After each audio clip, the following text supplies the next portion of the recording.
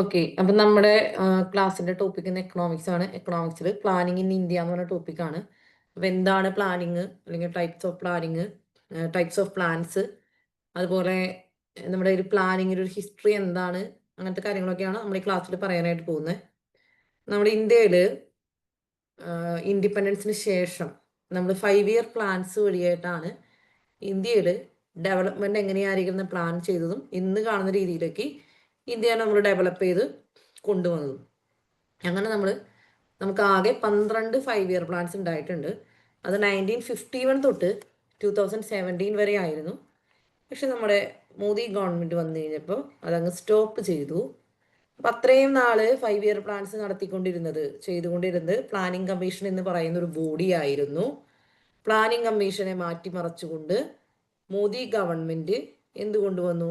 നിതി ആയോഗ് എന്ന് പറയുന്ന പുതിയ ഒരു ഓർഗനൈസേഷൻ, പുതിയൊരു ബോഡി പ്ലാനിങ്ങിന് വേണ്ടിയിട്ട് കൊണ്ടുവന്നു. അപ്പം നിലവിൽ നിതി ആയോഗാണ് ഇന്ത്യയിൽ പ്ലാനിങ് എന്ന് പറയുന്ന പ്രോസസ്സ് ചെയ്തുകൊണ്ടിരിക്കുന്നത്. ഓക്കെ, അപ്പോൾ നമുക്ക് എന്തൊക്കെയാണ് കാര്യങ്ങളെന്ന് നോക്കാം. പ്ലാനിങ് ഇൻ ഇന്ത്യയെ കുറിച്ച് നമ്മൾ പറയാണ്. അപ്പം എന്താണ് പ്ലാനിങ് അല്ലേ? What is planning? അല്ലെ, നമ്മൾ എന്തിനാണ് പ്ലാൻ ചെയ്യുന്നത്? ഇറ്റ്സ് ആൻ ഇന്റലക്ച്വൽ പ്രോസസ് അല്ലേ. നമുക്ക് അതായത് പ്ലാനിങ് എന്ന് പറഞ്ഞിട്ടുണ്ടെങ്കിൽ നമ്മുടെ ഒരു ബുദ്ധിപരമായ ഒരു കാര്യമാണ്. അതായത് നമ്മുടെ ചിന്തയിലുള്ള, അല്ലെങ്കിൽ നമ്മൾ ചിന്തിച്ചുകൊണ്ട് കണ്ടെത്തുന്ന ഒരു കാര്യമാണ്. അങ്ങനത്തെ ഒരു പ്രോസസ്സാണ്. അതെന്തിനാന്ന് ചോദിച്ചാൽ നമ്മുടെ കൺട്രിയിൽ കുറേ റിസോഴ്സസ് ഉണ്ട്. അത് ഫിനാൻഷ്യൽ റിസോഴ്സസ് ആയിരിക്കാം, എൻവയോൺമെന്റൽ റിസോഴ്സസ് ആയിരിക്കാം, അല്ലെ, നമ്മുടെ മിനറൽസോ അങ്ങനെ ഫോറസ്റ്റോ ഒക്കെ നമ്മുടെ റിസോഴ്സസ് ആണ്. ഈവൻ നമ്മളാണെങ്കിലും ഹ്യൂമൻ റിസോഴ്സസ് ആണ്. അപ്പം ഈ കാര്യങ്ങളൊക്കെ എങ്ങനെ ഒപ്റ്റിമം നമുക്ക് യൂട്ടിലൈസ് ചെയ്യാം, നമ്മുടെ ഡെവലപ്മെന്റ് എങ്ങനെ എത്ര കൃത്യമായിട്ട് നമുക്ക് യൂട്ടിലൈസ് ചെയ്യാം, അതിനെ കുറിച്ചിട്ട് നമ്മൾ പ്ലാൻ ചെയ്യുന്ന പരിപാടി ഉണ്ടല്ലോ, അല്ലെങ്കിൽ അതിനെക്കുറിച്ച് നമ്മൾ കൊടുക്കുന്ന ആ ഒരു എസ്റ്റിമേറ്റ് ഉണ്ടല്ലോ, അതാണ് പ്ലാനിങ് എന്ന് പറയുന്നത്. ഒരു മിനിറ്റ്, എല്ലാവർക്കും ഓഡിയോ വീഡിയോ എല്ലാം ക്ലിയർ അല്ലേ? സ്ലൈഡ് എല്ലാം ക്ലിയർ അല്ലേ? ഒന്ന് റിപ്ലൈ ചെയ്യണണ്ടാ. ഓക്കെ ജോഷ, ഓക്കെ.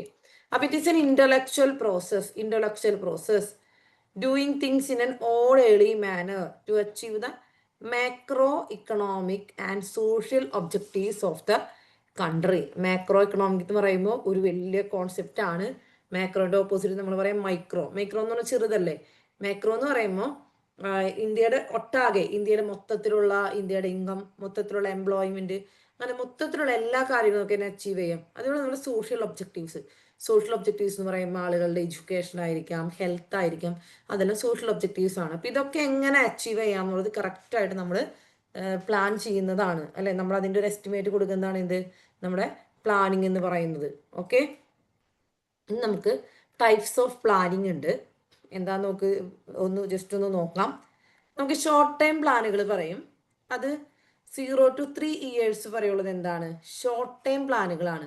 അതായത് ഒരു 0 to 3 years വരെയുള്ള പ്ലാൻ, അല്ലെങ്കിൽ നമ്മളൊരു 3 വർഷത്തേക്ക് ഒരു പ്ലാൻ തയ്യാറാക്കുകയാണെങ്കിൽ അതൊരു ഷോർട്ട് ടൈം പ്ലാനാണ് അല്ലേ, ചെറിയ സമയത്തേക്കുള്ള പ്ലാനാണ്. ഇനി നമ്മളൊരു 3 വർഷം മുതൽ 7 വർഷം വരെ, ഇപ്പോൾ 5 വർഷത്തേക്കോ 6 വർഷത്തേക്കോ 7 വർഷത്തേക്കൊക്കെ പ്ലാൻ തയ്യാറാക്കുകയാണെങ്കിൽ അതിന് നമ്മൾ എന്ത് പറയും? മീഡിയം ടൈം പ്ലാൻ എന്ന് പറയും. ഇനി നമ്മൾ മോർ ദാൻ 7 years അല്ലേ, ഒരു 7 വർഷത്തിന് മുകളിൽ, അല്ലെങ്കിൽ ഒരു 20 വർഷത്തേക്ക്, ഇപ്പൊ മോദിയൊക്കെ അങ്ങനെയാണ്, മോദി ഗവൺമെന്റ് അങ്ങനെയാണ്, ലോങ് ടൈം പ്ലാൻ ആണ്. അപ്പൊ അങ്ങനെയുള്ള പ്ലാൻസ് ഒക്കെ തയ്യാറാക്കുവാണെങ്കിൽ അത് എന്ത് പ്ലാൻ നമ്മൾ പറയും ലോങ് ടൈം പ്ലാൻ എന്നാണ് നമ്മൾ പറയുന്നത്. ഓക്കെ, ഇതിൽ വേറെ പ്രത്യേകിച്ച് കാര്യങ്ങളൊന്നുമില്ല. Short time plan, medium term plan ഉണ്ട്, ലോങ് ടൈം പ്ലാൻ ഉണ്ട്. ഇന്ത്യയിൽ നിലവിൽ നമുക്കുള്ളത് എന്താണ്? നിതി ആയോഗ് വന്നതിന് ശേഷം ലോങ് ടൈം പ്ലാനുകളാണ് ഉള്ളത്. 2047 ആകുമ്പോഴേക്കും ഇന്ത്യ സൂപ്പർ പവറോ ആ ലെവലിലൊക്കെ നമ്മൾ പോകുന്നു. അപ്പൊ മീഡിയം ടൈം ശരിക്കും പറഞ്ഞാൽ നമ്മുടെ 5 ഇയർ പ്ലാൻസ് ഒരു മീഡിയം ടൈം പ്ലാൻ ആയിരുന്നു, കാരണം 5 വർഷത്തെ പ്ലാൻ അല്ലായിരുന്നേ. ഓക്കെ, നമുക്ക് വേറെ കുറച്ച് പ്ലാനുകളൊക്കെ ഉണ്ട്. എങ്കിലും നമുക്ക് ഈ സെൻട്രലൈസ്ഡ് ആൻഡ് ഡീസെൻട്രലൈസ്ഡ് പ്ലാനിങ് പറയാം. എന്താണ് വാട്ട് ഈസ് സെൻട്രലൈസ്ഡ് പ്ലാനിങ്? ഒരു 1990s വരെ ഇന്ത്യയിൽ ഉണ്ടായിരുന്നത് സെൻട്രലൈസ്ഡ് പ്ലാനിങ് ആണ്. അതായത് നമ്മൾ മുകളിൽ നിന്ന് താഴെ തട്ടിലേക്ക് പ്ലാൻ ചെയ്യും അല്ലെ. ഇപ്പൊ നിങ്ങളുടെ സ്കൂളിൽ ഒരു ഒരു സെലിബ്രേഷൻ നടക്കണമെന്ന് വിചാരിച്ചോ, നിങ്ങളുടെ എച്ച് പറയാണ് ഓക്കെ, നിങ്ങൾ ഇന്ന രീതിയിൽ സെലിബ്രേഷൻ, ഇന്ന രീതിയിൽ ഡ്രസ്സ് ചെയ്യണം, ഇന്ന രീതിയിൽ പരിപാടികൾ അവതരിപ്പിക്കണം എന്നൊക്കെ പറഞ്ഞ് നിങ്ങൾക്ക് ഇൻസ്ട്രക്ഷൻസ് തരാണ്. സെൻട്രലൈസ്ഡ് പ്ലാനിങ് ആണ്. അവിടുന്ന് പറയുന്ന പോലെ നിങ്ങൾ ചെയ്യുന്നു. അറ്റ് ദ സെയിം ടൈം നിങ്ങളോട് പറയാണ് നിങ്ങൾക്ക് നേരെ ക്ലാസ്സിൽ ഡിസ്കസ് ചെയ്യാം, നിങ്ങൾക്ക് എങ്ങനെ സെലിബ്രേഷൻ നടത്തണം. എന്നിട്ട് നിങ്ങളുടെ അഭിപ്രായം നിങ്ങൾ നിങ്ങളുടെ ക്ലാസ് ടീച്ചറോട് പറഞ്ഞിട്ട് അല്ലെ നിങ്ങളുടെ HMനെ അറിയിക്കൂ. അപ്പോൾ അത് എന്ത് പ്ലാനിങ് ആണ്? ഡീസെൻട്രലൈസ്ഡ് പ്ലാനിങ് ആണ്. കാരണം നിങ്ങൾക്ക് അത് പ്ലാൻ ചെയ്യാനുള്ള അധികാരം ആർക്ക് തന്നു? നിങ്ങൾ സ്റ്റുഡൻസിന് തന്നു, നിങ്ങളുടെ ക്ലാസ്സിന് തന്നു. അപ്പം നിങ്ങളുടെ അധികാരം നമ്മുടെ താഴെ തട്ടിലേക്ക് വന്നു, അതായത് നമ്മുടെ ബോട്ടം ലെവലിലേക്ക് വന്നു. അപ്പോൾ സെൻട്രലൈസ്ഡ് പ്ലാനിങ് എന്ന് പറയുമ്പോൾ എപ്പോഴും എന്താണ്? ടോപ്പ് ടു ബോട്ടം അപ്രോച്ച് ആണ് അല്ലേ? നമ്മൾ ടോപ്പിൽ നിന്ന് എന്ത് ചെയ്യും? ബോട്ടത്തിലേക്ക് വരും. നമ്മൾ മുകളിൽ തീരുമാനിക്കുന്നു, താഴേക്ക് വരുന്നു. At the same time decentralised പ്ലാനിങ്ങോ ബോട്ടം ടു ടോപ്പ് അപ്രോച്ച് ആണ്. മനസ്സിലായോ? ബോട്ടം ടു ടോപ്പ് അപ്രോച്ച് ആണ് വരുന്നത്. ഓക്കെ, നമുക്ക് ഇന്ത്യയിൽ എന്ത് പ്ലാനിങ് ആണ് നടക്കുന്നത്? സെൻട്രലൈസ്ഡ് പ്ലാനിങ് ആയിരുന്നു. ഇപ്പം നമുക്ക് ഡീസെൻട്രലൈസ്ഡ് പ്ലാനിങ്ങിന് അവസരമുണ്ട് അല്ലേ? ഓക്കെ, അപ്പം എന്താണ്? The plans are prepared at the top level.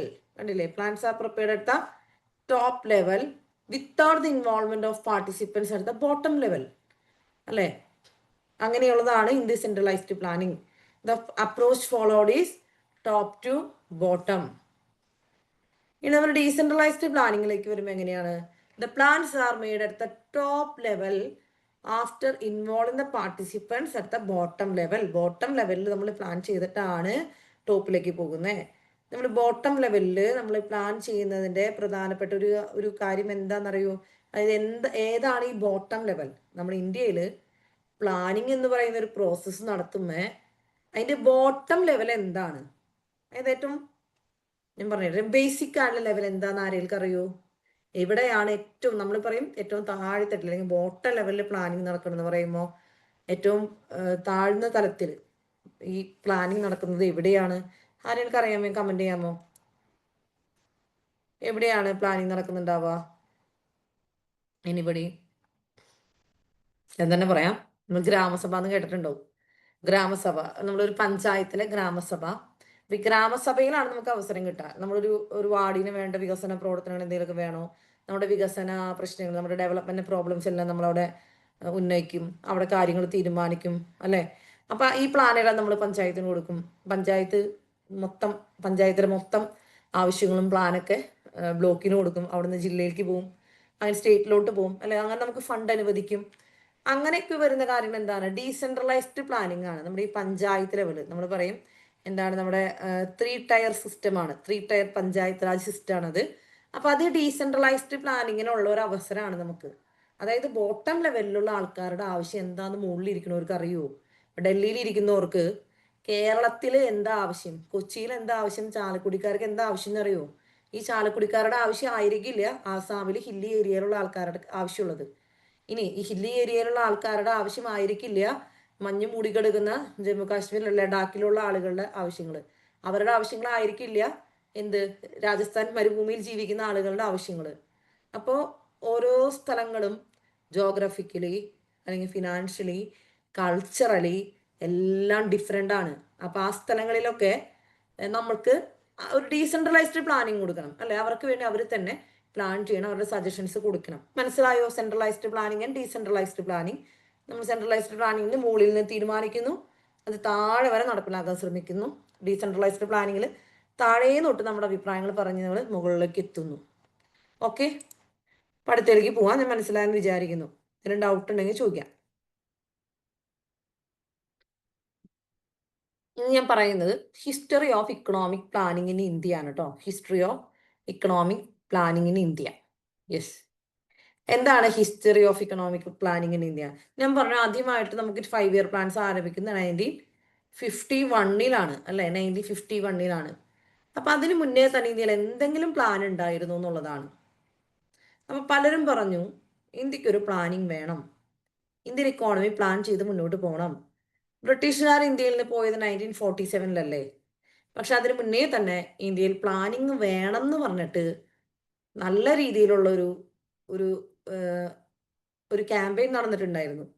അങ്ങനെ പ്രിപ്പയർ ചെയ്ത ഒരു പ്ലാനാണ്, പ്രപ്പോസ് ചെയ്ത പ്ലാനാണ് വിശ്വേശ്വരയ്യ പ്ലാൻ. ഇത് മുന്നോട്ട് വെച്ച ആളാണ് വിശ്വേശ്വരയ്യ. ഓക്കെ, ഇദ്ദേഹം ഈ പ്ലാൻ പ്രപ്പോസ് ചെയ്ത് 1934 അദ്ദേഹത്തിൻ്റെ ഒരു ഇമ്പോർട്ടൻറ്റ് ബുക്ക് ഉണ്ട്, planned economy of India. Planned economy of India എന്ന് പറയുന്ന അദ്ദേഹത്തിൻ്റെ ബുക്കിലൂടെയാണ് വിശ്വേശ്വരയ്യ പ്ലാൻ എന്ന് പറയുന്ന ഒരു പ്ലാൻ മുന്നോട്ട് വെച്ചത്. പുള്ളി അതിനകത്ത് പറഞ്ഞൊരു കാര്യം ഇൻഡസ്ട്രിയലൈസേഷന് എംഫസൈസ് ചെയ്യണം. അതായത് ഇന്ത്യയിൽ ഇൻഡസ്ട്രിയലൈസേഷൻ അല്ലെങ്കിൽ ഇൻഡസ്ട്രീസ് ഡെവലപ്ഡ് ആവാൻ വേണ്ടിയിട്ട് അതിന് ഒരു ഇമ്പോർട്ടൻസ് കൊടുക്കുന്ന പ്ലാനുകൾ വരണം എന്നാണ് ആൾ പറഞ്ഞത്. ഈ വിശ്വേശ്വരയ്യനെ കുറിച്ച് പറയുകയാണെങ്കിൽ അദ്ദേഹമാണ് ഫാദർ ഓഫ് ഇന്ത്യൻ പ്ലാനിങ്. അപ്പോൾ ഇന്ത്യൻ പ്ലാനിങ്ങിൻ്റെ ഫാദർ എന്ന് പറയുന്നത്, ഫാദർ ഓഫ് ഇന്ത്യൻ പ്ലാനിങ് ആരാണ്? വിശ്വേശ്വരയ്യാണ്. ഓക്കെ. ഇനി അദ്ദേഹം ഒരു എഞ്ചിനീയർ ആയിരുന്നു. അദ്ദേഹത്തിൻ്റെ ബർത്ത്ഡേ സെപ്റ്റംബർ 15 നമ്മൾ എന്തായിട്ട് ആഘോഷിക്കുന്നു? ഇന്ത്യൻ എഞ്ചിനീയേഴ്സ് ഡേ ആയിട്ട് ആചരിക്കുന്നു. ഇപ്പം വിശ്വേശ്വരയ്യ പുള്ളി ചെറിയ പുള്ളിയാണോ? അല്ല, അല്ലേ? Indian engineers day. ഓക്കെ. ഇനി ഫാദർ ഓഫ് ഇന്ത്യൻ എഞ്ചിനീയറിംഗ് എന്ന് പറഞ്ഞാലും വിശ്വേശ്വരയ്യാണ് കേട്ടോ. ഫാദർ ഓഫ് ഇന്ത്യൻ പ്ലാനിങ് മാത്രമല്ല, ഫാദർ ഓഫ് ഇന്ത്യൻ എഞ്ചിനീയറിംഗ് ആരാണ്? വിശ്വേശ്വരയ്യാണ്, father of Indian engineering. Okay ആണോ? മനസ്സിലായോ? അപ്പം Visvesvaraya father of Indian planning ആണ്.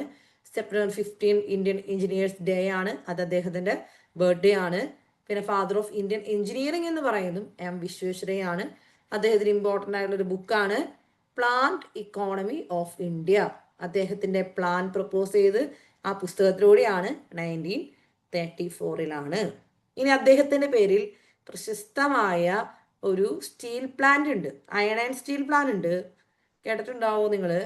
അതായത് Visvesvaraya iron and steel company. അത് എവിടെയാണെന്ന് അറിയുന്ന ആരെങ്കിലും ഉണ്ടോ? കേട്ടിട്ടുള്ളവര്? ഏത് സ്റ്റേറ്റിലാണെന്നറിയോ? Visvesvaraya iron and steel company എന്ന് കേട്ടിട്ടുള്ളവരൊന്ന് ഒന്ന് പറയാമോ? അത് എവിടെയാണെന്ന് കേട്ടിട്ടുണ്ടോ ആരെങ്കിലും? അയൺ ആൻഡ് സ്റ്റീൽ കമ്പനി എവിടെയാണെന്നറിയോ? ഭദ്രാവതി എവിടെയാണെന്നറിയോ? കർണാടകയിലാണ് കേട്ടോ. നമ്മുടെ സൗത്ത് ഇന്ത്യയിലുള്ള ഗവൺമെന്റിന്റെ അല്ലെങ്കിൽ ഒരു പബ്ലിക് സെക്ടർ പ്രധാനപ്പെട്ട ഒരു അയൺ ആൻഡ് സ്റ്റീൽ കമ്പനിയാണ് Visvesvaraya iron and steel company, Bhadravati, Karnataka. ഓക്കെയാണോ Visvesvaraya plan? Next we move on to Congress plan. എന്താണ് കോൺഗ്രസ് പ്ലാൻ എന്ന് പറഞ്ഞിട്ടുണ്ടെങ്കിൽ, ഇത് ഇന്ത്യൻ നാഷണൽ കോൺഗ്രസ് കൊണ്ടുവന്ന പ്ലാനാണ്. ഇന്ത്യൻ നാഷണൽ കോൺഗ്രസ് എല്ലാവർക്കും പരിചയം ഉണ്ടാകുന്ന വിചാരിക്കുന്നു, അല്ലെ? ഇന്ത്യൻ നാഷണൽ കോൺഗ്രസ് എന്ന് പറയുമ്പോൾ അപ്പൊ ഇതെന്താണ്? Initiative of INC president Subhash Chandrabose. INC എന്ന് വെച്ചാൽ എന്താ? Indian national Congress. ഇവിടെ കുറച്ച് ഞാൻ ചിലപ്പോൾ ഷോർട്ട് ഫോം ഒക്കെ എഴുതിയിട്ടുണ്ടാവും നമ്മുടെ PPT ചെയ്യുമ്പോൾ, നമ്മുടെ ഒരു എളുപ്പത്തിന് വേണ്ടിയിട്ട്. അപ്പൊ ഈ ഷോർട്ട് ഫോം നിങ്ങൾക്ക് മനസ്സിലായില്ലെങ്കിൽ നിങ്ങൾ എന്ത് ചെയ്യണം? ഉടനെ ചോദിക്കണം കേട്ടോ. ഒന്നെങ്കിൽ മൈക്ക് ഓണാക്കി ചോദിക്കുക, അല്ലെങ്കിൽ നിങ്ങൾ കമന്റ് ബോക്സിൽ കമന്റ് ചെയ്യണം. അപ്പൊ ഇന്ത്യൻ നാഷണൽ കോൺഗ്രസിന്റെ ഒരു ഇനീഷ്യേറ്റീവ് ആണ് ഏത്? കോൺഗ്രസ് പ്ലാൻ എന്ന് പറയുന്നത്. അപ്പൊ നമ്മുടെ ഈ സുഭാഷ് ചന്ദ്രബോസ് അല്ലെ, നിങ്ങൾ നേതാജി കേട്ടിട്ടുണ്ടാവും. അദ്ദേഹം ഇന്ത്യൻ നാഷണൽ കോൺഗ്രസിന്റെ പ്രസിഡന്റ് ആയിരുന്ന വർഷമാണ് കോൺഗ്രസ് പ്ലാൻ ഉണ്ടായത്. മനസ്സിലായോ? ഇദ്ദേഹം ഏത് വർഷമാണെന്ന് ചോദിച്ചാൽ 1938 ഇന്ത്യൻ നാഷണൽ കോൺഗ്രസിന്റെ ഒരു ഹരിപുര സെഷൻ ഉണ്ടായിരുന്നു. ഹരിപുര സെഷൻ ഇന്ത്യൻ നാഷണൽ കോൺഗ്രസിന്റെ ഹരിപുര സെഷനിൽ വെച്ചിട്ട് എന്ത് ചെയ്തു? ഒരു നാഷണൽ പ്ലാനിങ് കമ്മിറ്റി അവിടെ ഫോം ചെയ്തു. മനസ്സിലായോ? ഒക്ടോബർ 1938. അതിന്റെ ചെയർമാൻ എന്ന് പറയുന്നത് നമ്മുടെ ഫസ്റ്റ് പ്രൈം മിനിസ്റ്റർ ആയിട്ടുള്ള ജവഹർലാൽ നെഹ്റു ആയിരുന്നു. മനസ്സിലായോ? അപ്പോ ഇന്ത്യൻ നാഷണൽ കോൺഗ്രസിന്റെ പ്രസിഡന്റ് ആയിരുന്ന സുഭാഷ് ചന്ദ്രബോസിന്റെ ലീഡർഷിപ്പിൽ national planning committee was formed on October 1938. അല്ലെ? Who was the chairman? Jawaharlal Nehru was the chairman of the National Planning Committee constituted on October 1938. അല്ലേ? അത് ഏത് ഇന്ത്യൻ നാഷണൽ കോൺഗ്രസിന് ഏത് സെഷനിൽ വെച്ചിട്ടായിരുന്നു? ഹരിപുര സെഷൻ അല്ലെങ്കിൽ ഹരിപുര സമ്മേളനത്തിൽ വെച്ചിട്ടാണ് ഈ ഒരു നാഷണൽ പ്ലാനിംഗ് കമ്മിറ്റി രൂപീകരിച്ചത്. അപ്പൊ അവരങ്ങനെ പ്ലാനിംഗ് കമ്മിറ്റി രൂപീകരിച്ച് ഒരു പ്ലാനൊക്കെ പറഞ്ഞു. അതിനെയാണ് നമ്മൾ എന്ത് പറയുന്നത്? അതിനെയാണ് നമ്മൾ നാഷണൽ കോൺഗ്രസ് പ്ലാൻ എന്ന് പറയുന്നത്. അവർ മെയിനായിട്ട് ഫോക്കസ് ചെയ്താണ് ഓൾ കീ ഇൻഡസ്ട്രീസ് എന്ന് പറയുമ്പോൾ നമ്മുടെ ഇക്കോണമീനെ അങ്ങനെ പിടിച്ചു നിർത്തുന്ന കുറേ ഇൻഡസ്ട്രീസ് ഉണ്ട്. അത് നമ്മുടെ ഇപ്പോൾ ഇലക്ട്രിസിറ്റി അല്ലെങ്കിൽ അയൺ ആൻഡ് സ്റ്റീല് അങ്ങനെയുള്ള കുറച്ച് ഇൻഡസ്ട്രീസ് ഒക്കെ ഉണ്ട്. നമ്മുടെ മെയിനായിട്ട് അല്ലെങ്കിൽ ഓയിൽ അല്ലെ, ഇങ്ങനെയുള്ള കുറേ സംഭവങ്ങളുണ്ട്. അതൊക്കെ ആ ഒരു മെയിൻ ആയിട്ടുള്ള ഇൻഡസ്ട്രീസ് എല്ലാം നമ്മൾ അത് ആര് ഓൺ ചെയ്യുന്ന അവർ പറഞ്ഞ സ്റ്റേറ്റ് ഷുഡ് ഓൺ. അതായത് ഗവൺമെന്റ് ഏറ്റെടുക്കണം. ഗവൺമെന്റ് ആ കീ ഇൻഡസ്ട്രീസ് ഏറ്റെടുത്ത് ചെയ്താലാണ് അത് സക്സസ് ആവുള്ളൂ എന്ന് അവർ പറഞ്ഞു. പിന്നെ അവർ പറഞ്ഞ അഗ്രികൾച്ചർ ഇസ് ക്രൂഷ്യൽ, അല്ലെ, കൃഷി വേണം. അല്ലെ, കൃഷി ഇല്ലെങ്കിൽ നമുക്ക് ഈ ഇൻഡസ്ട്രീസിനുള്ള റോ മെറ്റീരിയൽസ് ഒക്കെ എവിടെ നിന്നാ കിട്ടണേ? അഗ്രികൾച്ചറിൽ നിന്നല്ല കിട്ടുന്നേ. അഗ്രികൾച്ചർ ഇല്ലെങ്കിൽ നമുക്കിത് വല്ലതും കിട്ടുമോ? കിട്ടത്തില്ല, അല്ലേ? നമുക്കിപ്പോൾ അഗ്രികൾച്ചർ വേണം.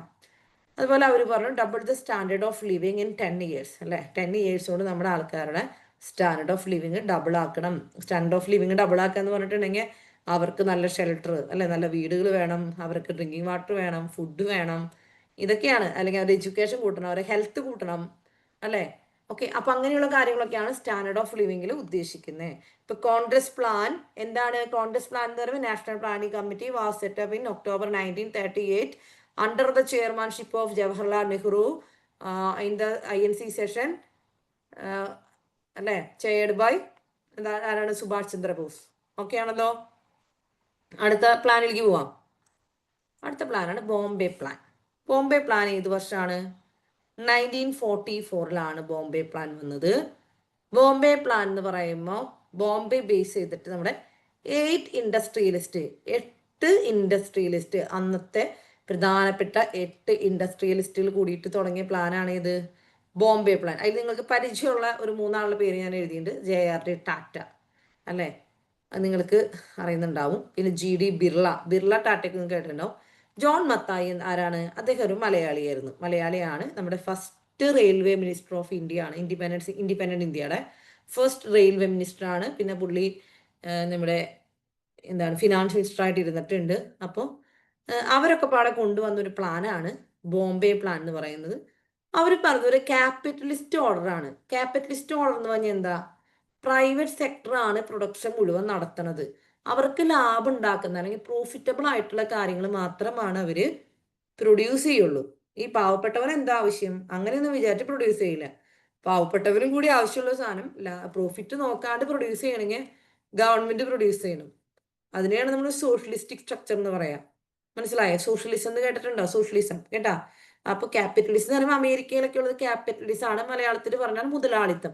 അപ്പൊ ഈ മുതലാളിത്തം ഉള്ള ഒരു ഓർഡർ ആണ് ഇവർ പറഞ്ഞത്. കാരണം ഇൻഡസ്ട്രിയലിസ്റ്റ് ആണ്. കണ്ടില്ലേ, ടാറ്റ, ബിർള. ഇപ്പൊ ഇവിടെ നമ്മുടെ അദാനി, അംബാനി എന്നൊക്കെ പറയുന്നതല്ലേ ഇപ്പോഴത്തെ ഇന്ത്യയിലെ ഏറ്റവും വലിയ ഇൻഡസ്ട്രിയലിസ്റ്റുകൾ, അല്ലെ? ക്യാപിറ്റലിസ്റ്റുകൾ എന്ന് വെച്ചാൽ അവരാണ് ഇന്ത്യയിലെ ഏറ്റവും വലുത്.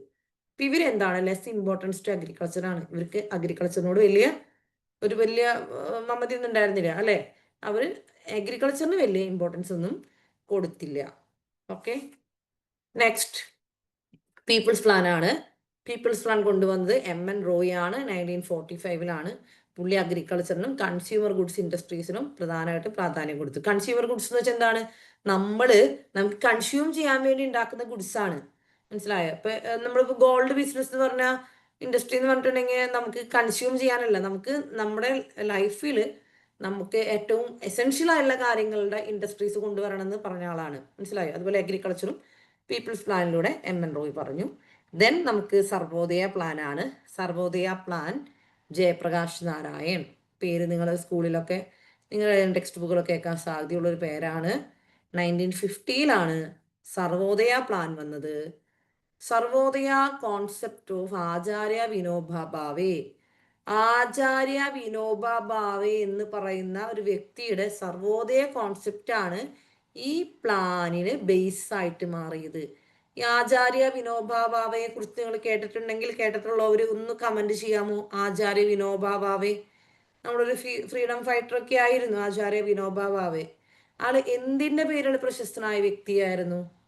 He was known for. Comment ചെയ്യാമോ? നിങ്ങളെല്ലാവരും ക്ലാസ്സിന് അവിടെ മുന്നിലുണ്ടാ?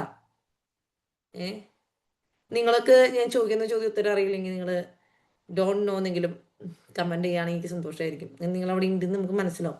അതായത് ഇദ്ദേഹം നോൺ ഫോർ ഭൂദാൻ മൂവ്മെന്റ് ആണ് കേട്ടോ. ഭൂദാൻ മൂവ്മെന്റ് അതായത് നമ്മുടെ ബ്രിട്ടീഷുകാരൊക്കെ ഇന്ത്യ വിട്ട് പോയി കഴിഞ്ഞപ്പോൾ നമ്മൾ ലാൻഡ് റിഫോംസ് ഒക്കെ നടപ്പിലാക്കി. അപ്പൊ കുറേ ഫ്യൂഡൽ ലോഡ്സിന്റെ കയ്യിൽ ധാരാളം ഭൂമിയുണ്ട്.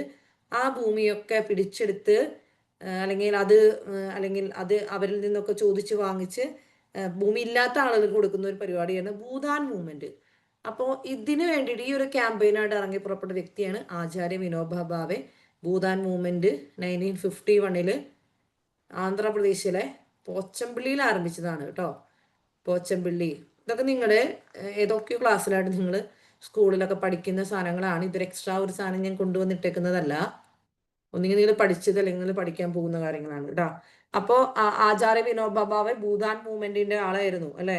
അതിന്റെ ഒരു അഡ്വക്കേറ്റ് ആയിരുന്നു. 1951 പോച്ചമ്പള്ളിയിൽ ആന്ധ്രാപ്രദേശിലാണ് ആദ്യമായിട്ട് ഭൂദാൻ മൂവ്മെന്റ് ആരംഭിച്ചത്. ഓക്കെ, അദ്ദേഹത്തിന്റെ പ്ലാൻ, ആചാര്യ വിനോബ ഭാവയുടെ കോൺസെപ്റ്റ് എടുത്തിട്ടാണ് ജയപ്രകാശ് നാരായൺ സർവോദയ പ്ലാൻ കൊണ്ടുവന്നത് അല്ലെ. ഈ പ്ലാൻ അഗ്രികൾച്ചറിനാണ് പ്രാധാന്യം കൊടുത്തത് കേട്ടോ. ഈ പ്ലാൻ പ്രാധാന്യം കൊടുത്തതിനാണ് അഗ്രികൾച്ചർ, അഗ്രി ബേസ്ഡ് ആയിട്ടുള്ള സ്മോൾ ആൻഡ് കോട്ടേജ് ഇൻഡസ്ട്രീസ് അല്ലെ. നമുക്ക് ചിലപ്പോൾ നമ്മുടെ ടെക്സ്റ്റൈൽ ഒക്കെ ആയിരിക്കാം അഗ്രികൾച്ചർ ബേസ് ചെയ്തിട്ടുള്ളത്. Self reliance and almost no dependence on foreign capital and technology. അതൊരു ഇന്നത്തെ കാലഘട്ടത്തിലാണെങ്കിൽ അതൊരു മണ്ടത്തരാണ് അല്ലെ. നമ്മള് ഫോറിൻ ക്യാപിറ്റലും ടെക്നോളജിയും ഡിപ്പെൻഡ് ചെയ്യണ്ടെന്ന് പറഞ്ഞിട്ടുണ്ടെങ്കിൽ നമ്മുടെ ഇന്ത്യയുടെ ഇപ്പോൾ ഇന്റർനാഷണൽ സ്പേസ് സ്റ്റേഷനിലെത്തിയ ആദ്യ ഇന്ത്യക്കാരൻ ആരാ? ഒന്ന് കമന്റ് ചെയ്യൂ പ്ലീസ്. ഇന്റർനാഷണൽ സ്പേസ് സ്റ്റേഷനിൽ പോയിട്ടുള്ള ആദ്യ ഇന്ത്യക്കാരൻ. പുള്ളി പോയത് നമ്മുടെ ഇന്ത്യ നമ്മുടെ സ്പേസിലേക്ക് ഹ്യൂമൻ ബീങ്സിനെ വിടാൻ പോകുന്നുണ്ട് ഇല്ലേ, അയക്കാൻ പോകുന്നുണ്ട്.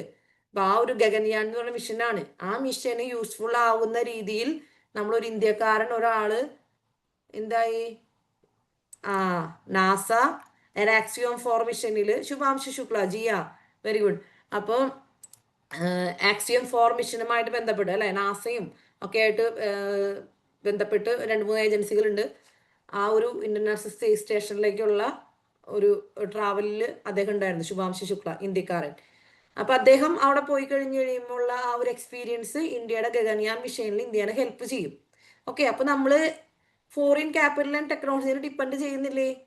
ഇന്ത്യക്ക് ഇന്റർനാഷണൽ സ്പേസ് സ്റ്റേഷനിൽ ഇന്ത്യക്ക് സ്വന്തമായിട്ട് ആൾക്കാരെ വിടണമെങ്കിൽ ഇന്ത്യക്ക് ടെക്നോളജി അല്ലെങ്കിൽ ട്രെയിനിങ് ഒക്കെ ഇന്ത്യക്ക് എവിടെ നിന്ന് കിട്ടണം? അമേരിക്കൻ ഇന്ത്യ ഡിപ്പെൻഡ് ചെയ്യുന്നുണ്ട്, റഷ്യയുടെ ട്രെയിനിങ് ഇന്ത്യ എടുക്കുന്നുണ്ട് അല്ലെ. അപ്പൊ ഇന്നത്തെ കാലത്ത് നമുക്ക് ഇതിനൊക്കെ വേണ്ടി നമ്മൾ ഇന്റർ ഡിപ്പെൻഡഡാ അല്ലെ.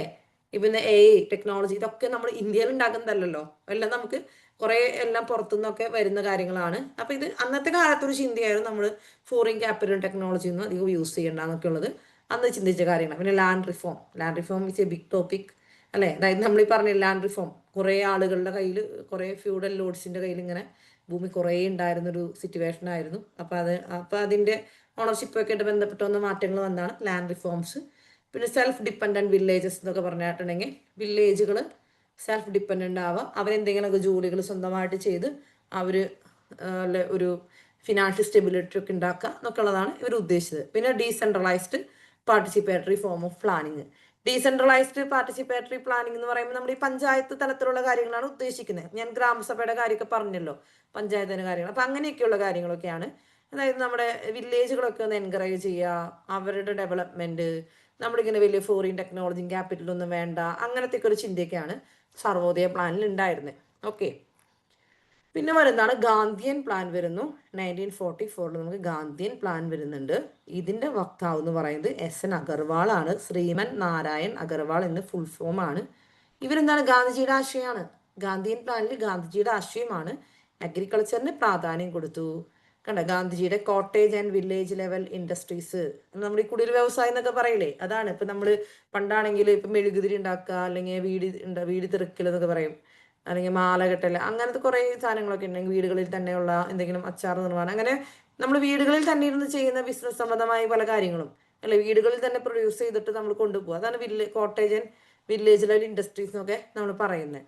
അപ്പൊ അങ്ങനെയുള്ള കാര്യങ്ങളിൽ പ്രാധാന്യം കൊടുക്കുക. അങ്ങനെ ഓരോ വില്ലേജുകളിലും എന്താണ്, അവിടെ അവർക്കൊരു ഇൻകം ഉണ്ടായിട്ട് അവർ ഡെവലപ്പ് ആവുക എന്നുള്ളതാണ് ഉദ്ദേശിച്ചത്. അങ്ങനെ ഓരോ വില്ലേജും അല്ലെ, നമ്മുടെ ലോക്കൽ ഏരിയയിലൊക്കെ ചെറിയ ചെറിയ എന്തെങ്കിലുമൊക്കെ പ്രൊഡക്ഷൻ യൂണിറ്റുകളൊക്കെ ആരംഭിച്ച്, ചിലപ്പോൾ ടൈലറിങ് യൂണിറ്റ് ആയിരിക്കും, എന്തെങ്കിലുമൊക്കെ ഇങ്ങനെ ആരംഭിച്ച് ആളുകൾ അവർക്കൊരു ഇൻകം കിട്ടും അല്ലേ. അപ്പൊ അങ്ങനെയുള്ള കാര്യങ്ങൾ പ്രൊമോട്ട് ചെയ്യാനാണ് ഇവർ ഉദ്ദേശിച്ചത്. പിന്നെ അതാ വീണ്ടും ഡീസെൻട്രലൈസ്ഡ് ഇക്കണോമിക് സ്ട്രക്ചർ പറഞ്ഞു. നമ്മളിപ്പോൾ നേരത്തെ പറഞ്ഞ പരിപാടി ഉണ്ടല്ലോ, ഏത് ഡീസെൻട്രലൈസേഷൻ എന്ന് പറഞ്ഞിട്ടുണ്ടെങ്കിൽ പഞ്ചായത്ത് രാജ് സംവിധാനങ്ങളൊക്കെയാണ് ഉദ്ദേശിക്കുന്നത്. ഗാന്ധിജിയുടെ ഈ ആശയങ്ങൾ, village and cottage and village industries, അതുപോലെ ഡീസെൻട്രലൈസ്ഡ് പ്ലാനിങ്, അഗ്രികൾച്ചറിന് നമ്മൾ ഇമ്പോർട്ടൻസ് കൊടുക്കണം, ഈ ഗാന്ധിജിയുടെ ഈ ആശയങ്ങളൊക്കെ ഉൾക്കൊണ്ടിട്ടുള്ള കോൺസ്റ്റിറ്റ്യൂഷന്റെ ഭാഗം ഏതാണെന്നറിയാമോ? അറിയാവുന്നവർ പറയാമോ? ഹയർ ക്ലാസ്സിലുള്ളവർ ഇവിടെ ഉണ്ടെങ്കിൽ അവർക്കറിയാം അല്ലേ? അതായത് Gandhian ideas, Gandhian philosophy Indian കോൺസ്റ്റിറ്റ്യൂഷനിൽ പറഞ്ഞിട്ടുള്ള ഇന്ത്യൻ ഭരണഘടനയുടെ ഇന്ത്യൻ കോൺസ്റ്റിറ്റ്യൂഷന്റെ ആ ഒരു ഭാഗം ഏത് ഭാഗത്തായിട്ട് അല്ലെങ്കിൽ എന്തിൻ്റെ അണ്ടറിൽ വരുന്നു എന്ന് പറയാമോ? കോൺസ്റ്റിറ്റ്യൂഷൻ ഒക്കെ നിങ്ങൾ അത്യാവശ്യം പഠിച്ചു കിടന്ന് ഞാൻ വിചാരിക്കുന്നു ഈ ക്ലാസ്സിൽ തന്നെ.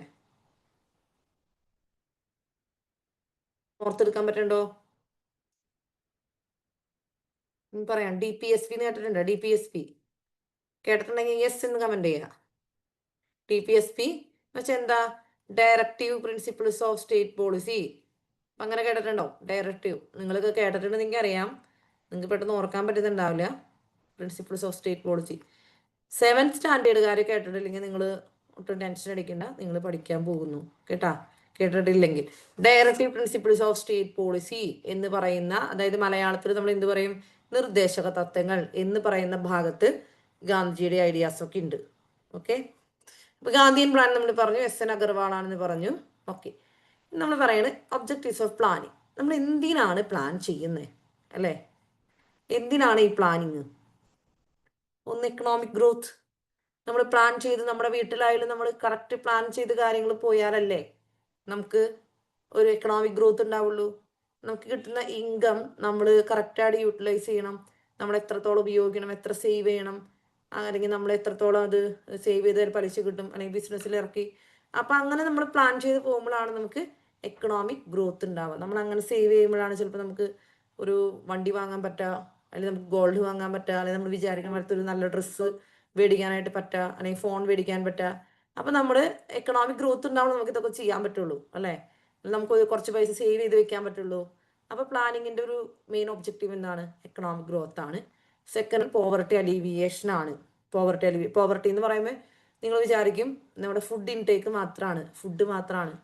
അല്ല, പോവർട്ടി അലിവിയേഷൻ എന്ന് പറയുമ്പോൾ നമ്മുടെ പുതിയൊരു കോൺസെപ്റ്റ് അനുസരിച്ച് എഡ്യൂക്കേഷൻ വേണം ആൾക്കാർക്ക്, ഹെൽത്ത് വേണം, അവർക്ക് സോഷ്യൽ പാർട്ടിസിപ്പേഷൻ വേണം. ഈവൻ ഞങ്ങളുടെ ഹെൽത്ത് പോരാ, ഞങ്ങൾക്ക് എഡ്യൂക്കേഷൻ പോരാ, ഞങ്ങൾക്ക് മണി ഇല്ല എന്നൊക്കെ രീതിയിൽ സോഷ്യലി ഇടപെടാനായിട്ട് ആൾക്കാർ മുന്നോട്ട് വരണമെങ്കിൽ അതും പോവർട്ടിയാണ്.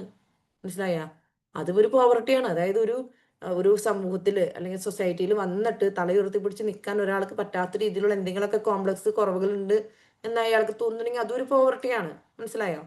എംപ്ലോയ്മെന്റ് ജനറേഷൻ അല്ലേ? ആൾക്കാർക്ക് ജോലി കൊടുക്കണം. നമ്മുടെ നാട്ടിൽ എന്തുണ്ട്? MGNRGA, Mahatma Gandhi national rural employment guarantee programme ഉണ്ട്. എന്താണിത്? തൊഴിലുറപ്പ് പദ്ധതി. ഇതൊക്കെ എംപ്ലോയ്മെന്റ് ജനറേഷൻ പ്രോഗ്രാമാണ്, പ്ലാനിങ്ങിലൂടെ വന്നിട്ടുള്ളതാണ്. കൺട്രോളിങ് ഇക്കണോമിക് ഇൻഇക്വാളിറ്റി കുറയ്ക്കുക അല്ലേ? നമ്മൾ ഇക്വാലിറ്റി ഉണ്ടാക്കിയെടുക്കുക. സെൽഫ് റിലയൻസ് എന്ന് പറഞ്ഞാൽ എന്താണ്? നമ്മൾ no we don't depend others അല്ലേ? നമ്മൾ ആരെയും ഡിപ്പെൻഡ് ചെയ്യുന്നില്ല. ദെൻ മോഡേണൈസേഷൻ എന്ന് പറയുമ്പോൾ എന്താണ്? നമ്മളിപ്പോൾ അഗ്രികൾച്ചർ സെക്ടറിലൊക്കെ ഓക്കെ അല്ലെ, മോഡേണൈസേഷൻ അഗ്രികൾച്ചർ സെക്ടറിൽ ഇപ്പം എന്താ? മൊത്തം മെഷീനറിയാണ്. ഇപ്പോൾ ആൾക്കാർ ഇറങ്ങി പാടത്ത് പണിയെടുക്കുന്നുണ്ടോ? ഒക്കെ മെഷീൻസ് ആണ്. മെഷീൻ ഓപ്പറേറ്റ് ചെയ്യുന്നൊരു ബംഗാളി ഉണ്ടാവും, അത് മതി അല്ലേ? ഒരു ബംഗാളിനെ വെച്ച് ഒക്കെ ചെയ്യാം. പിന്നെ മോഡേണൈസേഷൻ വരും. നമ്മൾ അഗ്രികൾച്ചർ സെക്ടറിൽ മോഡേണൈസേഷൻ, എഡ്യൂക്കേഷൻ സെക്ടറിൽ ഒക്കെ നമുക്ക് മോഡേണൈസേഷൻ കൊണ്ടുവരാന്നുള്ളതൊക്കെ പ്ലാനിങ്ങിൻ്റെ പൊതുവായിട്ടുള്ള ഒബ്ജക്റ്റീവ്സ് ആണ്. ഓക്കെ, നമ്മൾ പറഞ്ഞ ഇന്ത്യയിൽ 5 year പ്ലാൻസ് ആണ് നമ്മൾ വന്നിരുന്നത്. അപ്പോൾ പ്ലാനിങ് കമ്മീഷൻ ആണ് അത് നടത്തിക്കൊണ്ടിരുന്നത് അല്ലേ? നമ്മൾ ഈ പ്ലാനിങ് കമ്മീഷൻ നടത്തിക്കൊണ്ടിരുന്ന 5 year പ്ലാൻസ് 1951 ആരംഭിച്ചു. നമ്മുടെ ഈ പ്ലാനിങ് കമ്മീഷൻ ഉണ്ടായത് ആദ്യമായിട്ട്? പ്ലാനിങ് കമ്മീഷൻ ഉണ്ടായത് 1950 March 15 ആണ് കേട്ടോ. ആദ്യമായിട്ട് പ്ലാനിങ് കമ്മീഷൻ നമ്മൾ ഫോം ചെയ്ത ഡേറ്റ്. ഇതിന്റെ പ്രത്യേകത, ഇതൊരു അഡ്വൈസറി ബോഡിയാണ് to the government of India. കണ്ടോ? On issues of economic development. ഒരു അഡ്വൈസറി ബോഡിയാണ് എന്ന് വെച്ചാൽ എന്താ? ഉപദേശം കൊടുക്കുക, വേറെ ഒന്നും ചെയ്യാനില്ല. ഇത് നമ്മുടെ കോൺസ്റ്റിറ്റ്യൂഷനിൽ മെൻഷൻ ചെയ്തിട്ടുണ്ടോ? നിങ്ങൾ may be constitutional and non constitutional bodies ഒക്കെ പഠിച്ചിട്ടുണ്ടാവും. ഒരു കോൺസ്റ്റിറ്റ്യൂഷണൽ ബോഡി എന്ന് പറഞ്ഞാൽ എന്താ? അതിന് കോൺസ്റ്റിറ്റ്യൂഷനിൽ അതിനെക്കുറിച്ച് പറഞ്ഞിട്ടുണ്ടാവും. അതായത് അതിനൊരു ആർട്ടിക്കിൾ ഉണ്ടാവും. ഇപ്പേ ഒരു എക്സാമ്പിൾ, നിങ്ങളിപ്പോൾ സിവിൽ സർവീസ് പരീക്ഷ നടത്തുന്നത് UPSC അല്ലേ? യൂണിയൻ പബ്ലിക് സർവീസ് കമ്മീഷൻ അല്ലേ? ആർട്ടിക്കിൾ 315 എന്താ? UPSC കുറിച്ചാണ് പറയണേ. മനസ്സിലായ? ഓക്കെ, UPSC ഇനി ഞാൻ പറയണേ ആർട്ടിക്കിൾ 324 എന്തിനെ കുറിച്ച് പറയണേന്ന് അറിയോ? Election commission. കണ്ട, ഇലക്ഷൻ കമ്മീഷൻ ഓഫ് ഇന്ത്യ ആണ് കേട്ടോ 324. അപ്പൊ ഇതൊക്കെ എന്ന് വെച്ചാൽ ഒരു ആർട്ടിക്കിൾ ഉണ്ട് എന്ന് വെച്ചാൽ ഇതൊക്കെ എന്താണ്, ഒരു കോൺസ്റ്റിറ്റ്യൂഷണൽ ബോഡിയാണ്. മനസ്സിലാവണ്ട? കോൺസ്റ്റിറ്റ്യൂഷൻ ഒരു ആർട്ടിക്കിൾ ഉണ്ടെങ്കിൽ എന്താണ്, കോൺസ്റ്റിറ്റ്യൂഷണൽ ബോഡിയാണ്. 280 എന്താണെന്നറിയോ? 280 ആർട്ടിക്കിൾ 280 എന്താ പറയുന്നത് അറിയാമോ? Finance commission. ഫിനാൻസ് കമ്മീഷൻ ആണ് പറയുന്നത്. ഇനി ആർട്ടിക്കിൾസ് 279 എന്ന് പറഞ്ഞിട്ടുണ്ടെങ്കിൽ എന്താണ്? GST council. അപ്പൊ ഇതൊക്കെ എന്താണ്? ഇതൊക്കെ നിങ്ങൾ കേട്ട് അറിയാത്തവരൊന്നും കണ്ട് പേടിക്കണ്ട. ഇങ്ങനെയൊക്കെ ഉണ്ടെന്ന് ഞാനൊന്ന് മെൻഷൻ ചെയ്തതാണ്. ഓക്കെ, അപ്പൊ ഇതൊക്കെ നമ്മൾ കോൺസ്റ്റിറ്റ്യൂഷനിൽ ഒരു ആർട്ടിക്കിൾ പറഞ്ഞിട്ടുണ്ട്. ആ ആർട്ടിക്കിളിൽ വന്നിട്ടുണ്ടെങ്കിൽ constitutional body. Planning commission is not there in the constitution. It is not a constitutional body. ഇത് എങ്ങനെ നിലവിൽ വന്നത്? ഇത് ഗവൺമെന്റിന്റെ ഓർഡർ പ്രകാരം നിലവിൽ വന്നതാണ് കേട്ടാ, not a constitutional body. Okay, ഇതെങ്ങനെ വന്നത്? ഇത് വന്നത് ഗവൺമെന്റ് ഒരു എക്സിക്യൂട്ടീവ് ഓർഡർ വഴി നിലവിൽ വന്നതാണ്. ഇപ്പൊ ഗവൺമെന്റ് എപ്പോ വേണമെങ്കിലും അത് ഏത് ഗവൺമെന്റ് നീക്കി കളയാം. പക്ഷെ 1951 തൊട്ട് അത് 2014 വരെ അത് പ്രവർത്തിച്ചേർന്നു കേട്ടാ. യെസ്, ഇതെന്ന് വെച്ചാൽ എന്താണ്? ഇതൊരു തിങ്ക് ടാങ്ക് ആണ്. അതായത് ചിന്തിക്കുന്ന ഒരു അല്ലെ, നമ്മുടെ ഒരു ഇന്റലക്ച്വൽ പ്രോസസ്സിൽ ഉൾപ്പെട്ടിട്ടുള്ള ഒരു സംഭവമാണ് തിങ്ക് ടാങ്ക്. ഇതിന്റെ എക്സ് ഒഫീഷ്യോ ചെയർമാൻ എപ്പോഴും പ്ലാനിംഗ് കമ്മീഷന്റെ ചെയർമാൻ എന്ന് പറഞ്ഞാൽ ആരായിരിക്കും? Prime minister. പ്രൈം മിനിസ്റ്റർ ആണ് നമുക്ക് ചെയർമാൻ എന്ന് പറയുന്നത്. ചെയർമാൻ ആരാണ് പറയണേ? പ്രൈം മിനിസ്റ്റർ ആണ് ചെയർമാൻ എന്ന് പറയുന്നത്. പിന്നെ അതിനൊരു ഡെപ്യൂട്ടി ചെയർമാൻ ഉണ്ടായിരിക്കും. ഓക്കെ, ഡെപ്യൂട്ടി ചെയർമാൻ ഉണ്ടായിരിക്കും. Okay, deputy chairman. യെസ്, ഞാൻ ചോദിക്കട്ടെ, പ്ലാനിംഗ് കമ്മീഷന്റെ first chairman of planning commission ആരാന്നറിയാമോ? നമ്മൾ പ്രൈം മിനിസ്റ്റർ ആണ് പ്ലാനിംഗ് കമ്മീഷന്റെ ഫസ്റ്റ് ചെയർമാൻ എന്നുണ്ടെങ്കിൽ, അല്ല, പ്ലാനിംഗ് കമ്മീഷന്റെ ചെയർമാൻ അല്ലെങ്കിൽ ചെയർപേഴ്സൺ എന്ന് പറയുന്നത് പ്രൈം മിനിസ്റ്റർ ആണെങ്കിൽ first chairperson of planning commission ആരാണ്? First chairperson of planning commission ആരാന്ന് പറ, ഒന്ന് കമന്റ് ചെയ്യൂ. യെസ്, ജവഹർലാൽ നെഹ്റു ജിയാ അല്ലേ? ജവഹർലാൽ നെഹ്റു ആണ് കേട്ടാ, ജവഹർലാൽ നെഹ്റു ആണ്. Okay, good. Yes, then last നമ്മുടെ നരേന്ദ്രമോദി തന്നെയാണ്. പിന്നെ പുള്ളി ഇത് നിർത്തി കളഞ്ഞു. അപ്പൊ ഞാൻ ചോദിക്കട്ടെ, ഫസ്റ്റ് ബ്ലസ്സിന് ഉത്തരം പറഞ്ഞിട്ടുണ്ട്.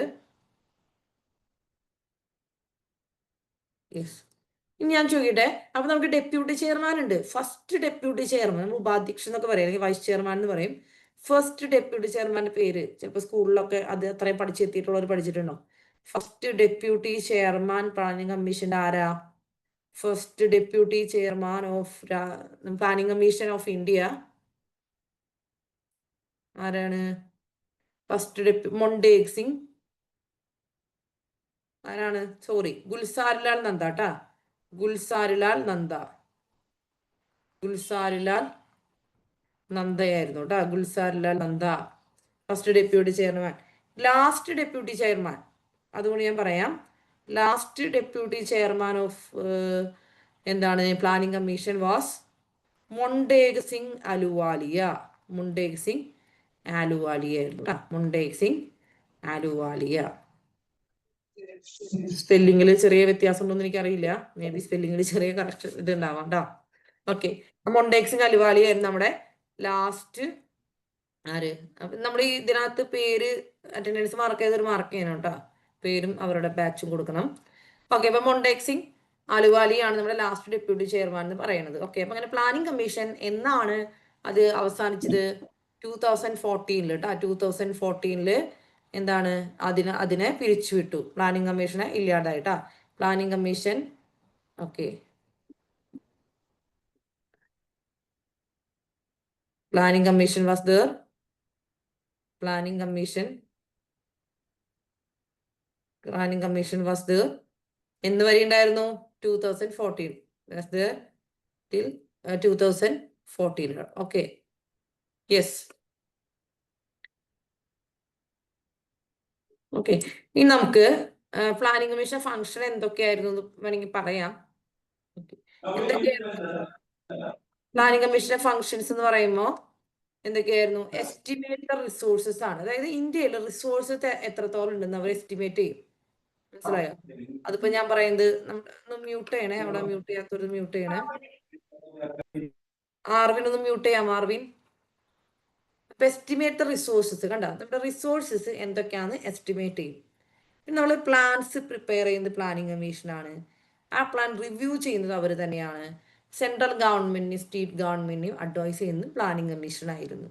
ഇന്ന് നമ്മൾ പ്ലാനിങ് കമ്മീഷനെ ഒത്തിരി പഠിക്കേണ്ട ആവശ്യമില്ല. കാരണം അത് ഇനി നിലവിലില്ല. നിങ്ങൾ ഇനി ഭാവിയിൽ UPSC പരീക്ഷയൊക്കെ എഴുതാൻ വേണ്ടി വരുന്ന സമയത്ത് നിങ്ങൾ പ്ലാനിങ് കമ്മീഷൻ അങ്ങനെ ഒരു സംഭവം ഉണ്ടായിരുന്നു എന്നുള്ളതാണ്. നിങ്ങൾക്ക് അത്രയൊന്നും പരീക്ഷകൾ ഇപ്പൊ ആവർത്തിച്ച് വരുന്നില്ല. ഇപ്പൊ നിതി ആയോഗാണ് മെയിനായിട്ട് എക്സാമുകളൊക്കെ ഡീറ്റെയിൽ അടിച്ചു നോക്കുന്നത് കേട്ടാ.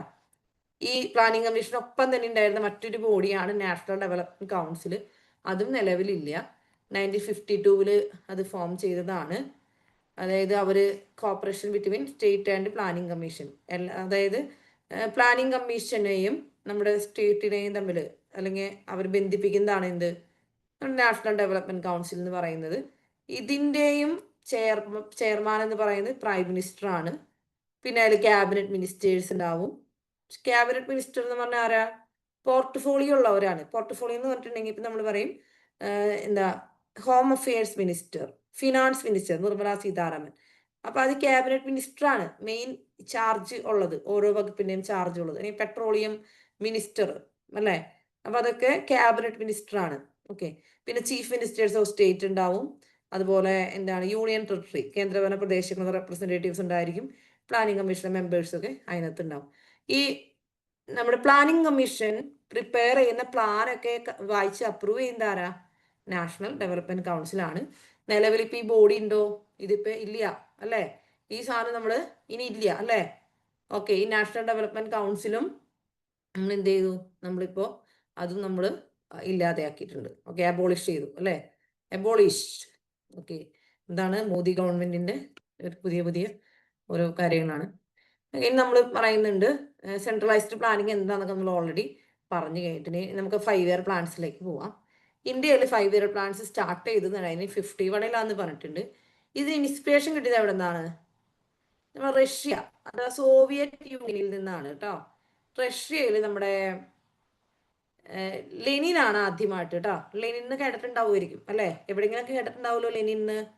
ലെനിനാണ് ആദ്യമായിട്ട് 5 ഇയർ പ്ലാൻസ് റഷ്യയിൽ ഇൻട്രൊഡ്യൂസ് ചെയ്തത്. ഓക്കെ.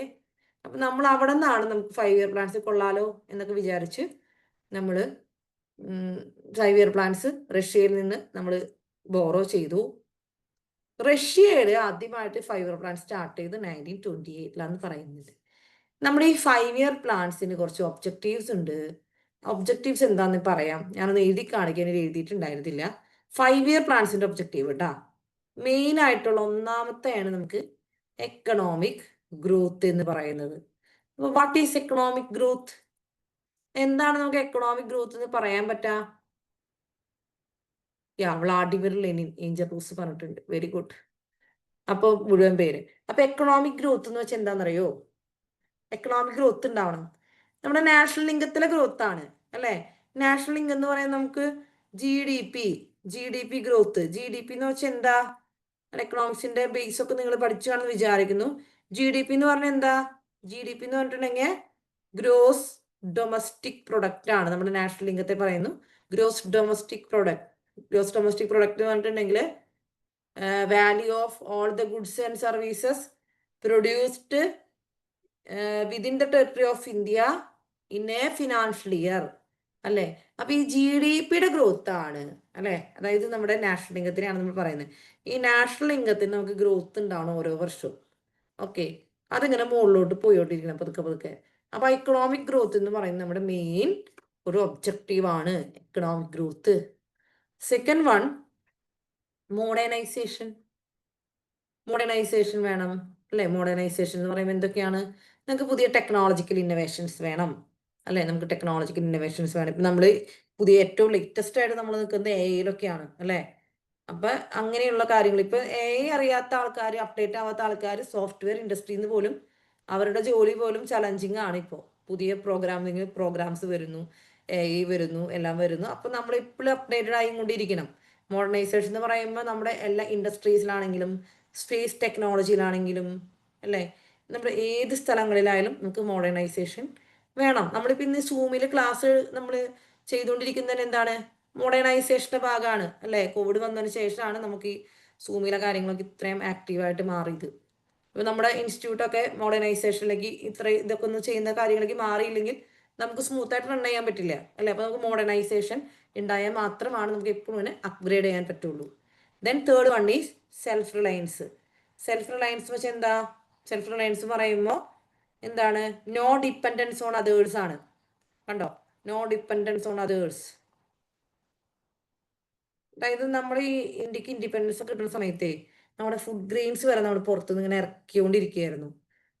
അതിനുശേഷം നമുക്ക് ഫുഡ് ഗ്രെയിൻ പ്രൊഡക്ഷന് നമുക്ക് നല്ലൊരു റീച്ച് ഉണ്ടായതിനു ശേഷം നമ്മളൊരു എക്സ്പോർട്ടർ ആയിട്ട് മാറി. റൈസിന്റെയും വീറ്റിന്റെയും ഫ്രൂട്ട്സിന്റെയും ഒക്കെ ഒരു എക്സ്പോർട്ടർ ആയിട്ട് ഇന്ത്യ മാറി. കാരണം ഇന്ത്യയിൽ ഇത്രയും ജോഗ്രഫിക്കൽ ഫീച്ചേഴ്സ് ഉണ്ട്, റിവേഴ്സ് ഉണ്ട്, നമുക്ക് സോയിൽ ഉണ്ട്, ഒക്കെ ഉണ്ട്. നമുക്ക് നല്ലൊരു അഗ്രികൾച്ചറിന് വേണ്ടിയിട്ട് എല്ലാ ഒരു സിറ്റുവേഷൻ ഉണ്ടായിട്ടും നമ്മൾ അഗ്രികൾച്ചർ പ്രൊഡക്ഷന്റെ കാര്യത്തിൽ ഭയങ്കര ബാക്കിലായിരുന്നു. പക്ഷെ ഇന്ത്യക്ക് ഇന്ന് ഇന്ത്യ ഒരു എക്സ്പോർട്ടർ ആണ് പല കാര്യങ്ങളിലും. നമുക്ക് സെൽഫ് റിലയൻസ് ആയി. നമ്മുടെ മോദി ഗവൺമെന്റിന്റെ ആണെങ്കിലും പ്രധാനപ്പെട്ട ഒരു ആശയം എന്താണെന്ന് അറിയാമോ? Make in India. അതായത് നമുക്ക് റോ മെറ്റീരിയൽസ് നമ്മൾ എന്ത് ചെയ്യും? ഇമ്പോർട്ട് ചെയ്യും. അത് നമ്മൾ ഇന്ത്യയിൽ ഉണ്ടാക്കുക. എന്ത് സാധനം നമ്മൾ ഇന്ത്യയിൽ പ്രൊഡ്യൂസ് ചെയ്യുക. അതായത് ഫിനിഷ്ഡ് പ്രൊഡക്ട്സ് ഇങ്ങോട്ട് ഇമ്പോർട്ട് ചെയ്ത് വരാണ്ട് നമ്മൾ എന്ത് ചെയ്യുക? റോ മെറ്റീരിയൽസ് കൊണ്ടുവരിക, ഇന്ത്യയിൽ നമ്മൾ ചെയ്യുക, ഫിനിഷ്ഡ് പ്രൊഡക്റ്റ് ആക്കുക. ഇവിടെ നിന്ന് വേണമെങ്കിൽ എക്സ്പോർട്ട് ചെയ്യാം. എക്സ്പോർട്ട് ചെയ്തിട്ടുണ്ടെങ്കിൽ നമുക്ക് മണി കിട്ടും. ഇമ്പോർട്ട് ചെയ്താലോ നമ്മൾ ഇങ്ങോട്ട് വാങ്ങിക്കുമ്പോൾ നമ്മുടെ കാശ് മൊത്തം പുറത്തേക്ക് പോയിക്കൊണ്ടിരിക്കുകയല്ലേ. അപ്പൊ അതാണ് സെൽഫ് റിലയൻസ്. ഓക്കെ.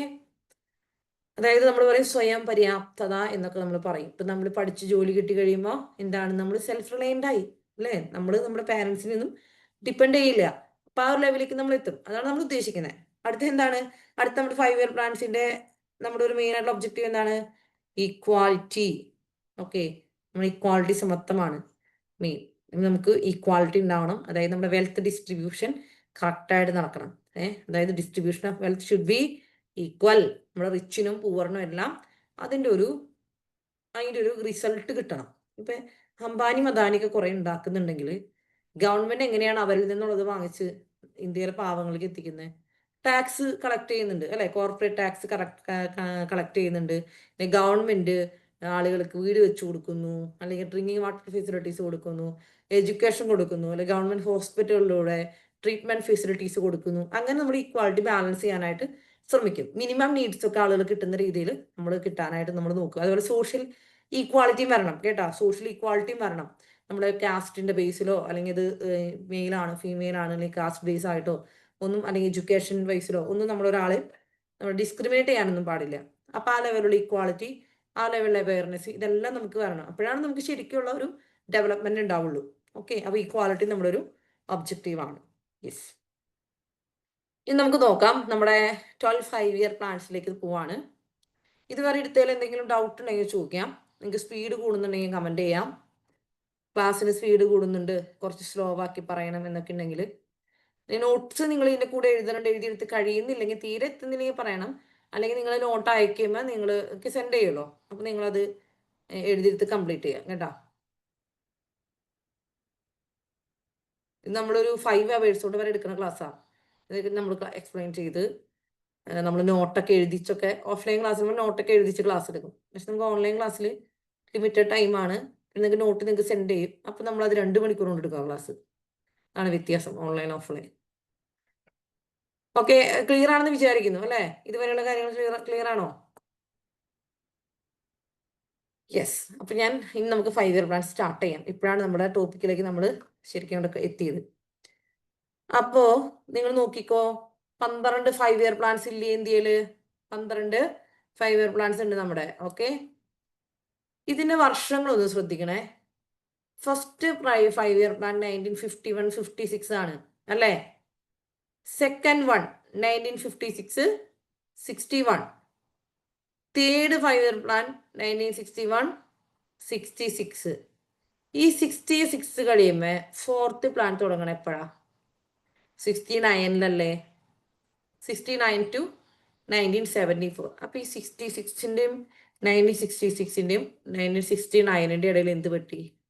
നമുക്കൊരു ഇഷ്യൂ ഉണ്ടായി. അതുകൊണ്ട് നമ്മളവിടെ പ്ലാൻ ഹോളിഡേ പ്രഖ്യാപിച്ചു കേട്ടാ. പ്ലാൻ ഹോളിഡേ അത് ഞാൻ ഡീറ്റെയിൽ ആയിട്ട് പറയാം. അപ്പൊ നിങ്ങൾ വിചാരിക്കരുത് കറക്റ്റ് 5 വർഷം കൂടുമ്പോൾ ഇങ്ങനെ 5 ഇയർ പ്ലാൻസ് വന്നു, അതിൻ്റെ ഇടയിൽ ബ്രേക്ക് ഒന്നും ഇല്ലാന്ന്. അല്ല, 5 ഇയർ പ്ലാൻസിന്റെ ഇടയിൽ ബ്രേക്ക് ഉണ്ടായിരുന്നു. 3 പ്രാവശ്യം ബ്രേക്ക് ഉണ്ടായിരുന്നു. നമ്മളത് നോക്കുമ്പോൾ അറിയാം. അപ്പൊ 74 79 വന്നു. കണ്ടില്ലേ 74, 79. അതിൻ്റെ ഇടയിൽ 79 കഴിയുമ്പോൾ നമ്മൾ അടുത്ത പ്ലാൻ 79 തന്നെ സ്റ്റാർട്ട് ചെയ്യുന്നില്ല, 80 സ്റ്റാർട്ട് ചെയ്തത്. അപ്പോൾ 1979, 80 കാലഘട്ടങ്ങളിൽ എന്തുണ്ടായിരുന്നേ? ആ സമയത്ത് നമ്മൾ ഒരു റൂളിംഗ് പ്ലാൻ കൊണ്ടുവന്നു. റൂളിംഗ് പ്ലാൻ കേട്ടാ, റൂളിംഗ് പ്ലാൻ. ദെൻ നമ്മൾ 80, 85 വന്നു. പിന്നെ 85, 90 വന്നു. 90 കഴിയുമ്പോൾ ഇവിടെ 92 തുടങ്ങുന്നേ. അപ്പോൾ 1992 എന്താ സംഭവിച്ചേ? അവിടെ നമ്മളൊരു ആനുവൽ പ്ലാൻ കൊണ്ടുവന്നു. അതിന് കുറെ കാരണങ്ങളുണ്ട് കേട്ടാ. ആനുവൽ പ്ലാൻ നമ്മൾ കൊണ്ടുവന്നു. ദെൻ 1992 തൊട്ട് 1997 ആണ് ഇത്. 1997 കേട്ടാ, 1997. ഓക്കെ. 1997 തൊട്ട് 2002, 2002, 2007, 2007 to 2012, 2012 to 2017 വരെ നമ്മുടെ പ്ലാൻസ് പോയിട്ടുണ്ട്. ഓക്കെ. മോദി അധികാരത്തിൽ എന്നാ 2014 കേട്ടാ, മോദി കെയും. ഓക്കെ. അപ്പൊ നിലവിലുണ്ടായിരുന്നതാണെന്ന് അവസാനിപ്പിച്ചെന്നുള്ളൂ 2017 വരെ. യെസ്. ഇങ്ങനെ 12 5 ഇയർ പ്ലാൻസ് ആണ് നമുക്ക് ഉണ്ടായിട്ടുള്ളത്. നമുക്ക് ഇനി എന്ത് ചെയ്യാം? ഓരോ പ്ലാനായിട്ട് പറയാം അല്ലേ? ഓരോ പ്ലാനായിട്ട് പറയാം. യെസ്. നമ്മുടെ ഫസ്റ്റ് പ്ലാനാണിത്. ഫസ്റ്റ് പ്ലാന്റെ ഇയർ അപ്പം എന്താ? 1951 to 56 അല്ലേ? First plan. യെസ്. നമ്മൾ ഇതിന് ഇമ്പോർട്ടൻസ് കൊടുത്തത് എന്തിനാണെന്ന് ചോദിച്ചാൽ അഗ്രികൾച്ചറിനാണ് അല്ലേ? നമ്മുടെ പ്രോബ്ലം എന്തായിരുന്നു? Large scale food grain import അല്ലേ? Large scale food grain import. നമുക്ക് എന്ത് തിന്നണമെങ്കിലും എന്ത് ചെയ്യണം? ഇമ്പോർട്ട് ചെയ്യണം. ഇന്ന് കേരളത്തിന് വേണ്ട റൈസൊക്കെ എവിടെ നിന്നാ? നമ്മൾ ആന്ധ്രയിൽ നിന്നൊക്കെ അരി ഇറക്കണം അല്ലേ? തമിഴ്നാട്ടിൽ നിന്ന് പച്ചക്കറി വരണം, അല്ലെങ്കിൽ നമ്മൾ പട്ടിണിയാ. മുന്നേ ഇന്ത്യയിൽ എങ്ങനെയാ? ഇന്ത്യയിലെ ഒരു സ്റ്റേറ്റിലും ഇല്ല, നമ്മൾ പുറത്തുനിന്ന് ഇറക്കിയിട്ട് വേണമായിരുന്നു. അപ്പൊ നമ്മുടെ ഫസ്റ്റ് പ്ലാനിലെ നമ്മുടെ ഫസ്റ്റ് പ്രയോറിറ്റി എന്തായിരുന്നു? Agriculture development. സോ നമ്മുടെ plan was known as agricultural plan എന്നായിരുന്നു അറിയപ്പെട്ടിരുന്നത്. ഇത് തയ്യാറാക്കിയ 2 എക്കണോമിസ്റ്റ് ഉണ്ട്, ഹരോഡ് ആൻഡ് ഡോമർ. അതുകൊണ്ട് തന്നെ നമ്മൾ ഇതിനറിയുന്നത് എന്താണ്? ഹരോഡ് ഡോമർ മോഡൽ എന്നാണ് അറിയപ്പെടുന്നത്. ഹരോഡ് ഡോമർ മോഡൽ എന്നാണ് എന്തറിയപ്പെടുന്നത്? ഈ ഫസ്റ്റ് പ്ലാൻ അറിയപ്പെടുന്നത്. ഇതില് ഇവർ പ്രധാനമായിട്ടും ഉദ്ദേശിച്ചത് ഒന്ന് പോപ്പുലേഷൻ കൺട്രോൾ ആണ്. അതിനുവേണ്ടി ഫാമിലി പ്ലാനിങ് പ്രോഗ്രാം 1952 നമ്മൾ കൊണ്ടുവന്നു. അതായത് ഇന്ത്യയിലെ പോപ്പുലേഷൻ ഭയങ്കര കൂടുതലാണ്. ഈ പോപ്പുലേഷൻ കൂടിയാലുള്ള ബുദ്ധിമുട്ട്. പിന്നെ ഓൾറെഡി നമ്മുടെ ഇന്ത്യ പാർട്ടീഷനൊക്കെ ചെയ്തു. ഇന്ത്യയും പാകിസ്ഥാനൊക്കെ ആയിട്ട് പാർട്ടീഷനൊക്കെ ചെയ്തു. ഇപ്പൊ കുറെ പേര് എന്താ പറയാ, മുസ്ലിം രാഷ്ട്രമായിട്ടാണ് പാകിസ്ഥാൻ ഫോം ചെയ്തത്. ഇപ്പൊ പാകിസ്ഥാനിൽ വിട്ടുപോയവർ ഇന്ത്യക്കാര് അല്ല, ഹിന്ദുസ്, അങ്ങനെ കുറെ പേര് അവിടെ നിന്ന് ഇങ്ങോട്ട് വരുന്നു, ഇവിടുന്ന് കുറെ പേര് അങ്ങോട്ട് പോകുന്നു.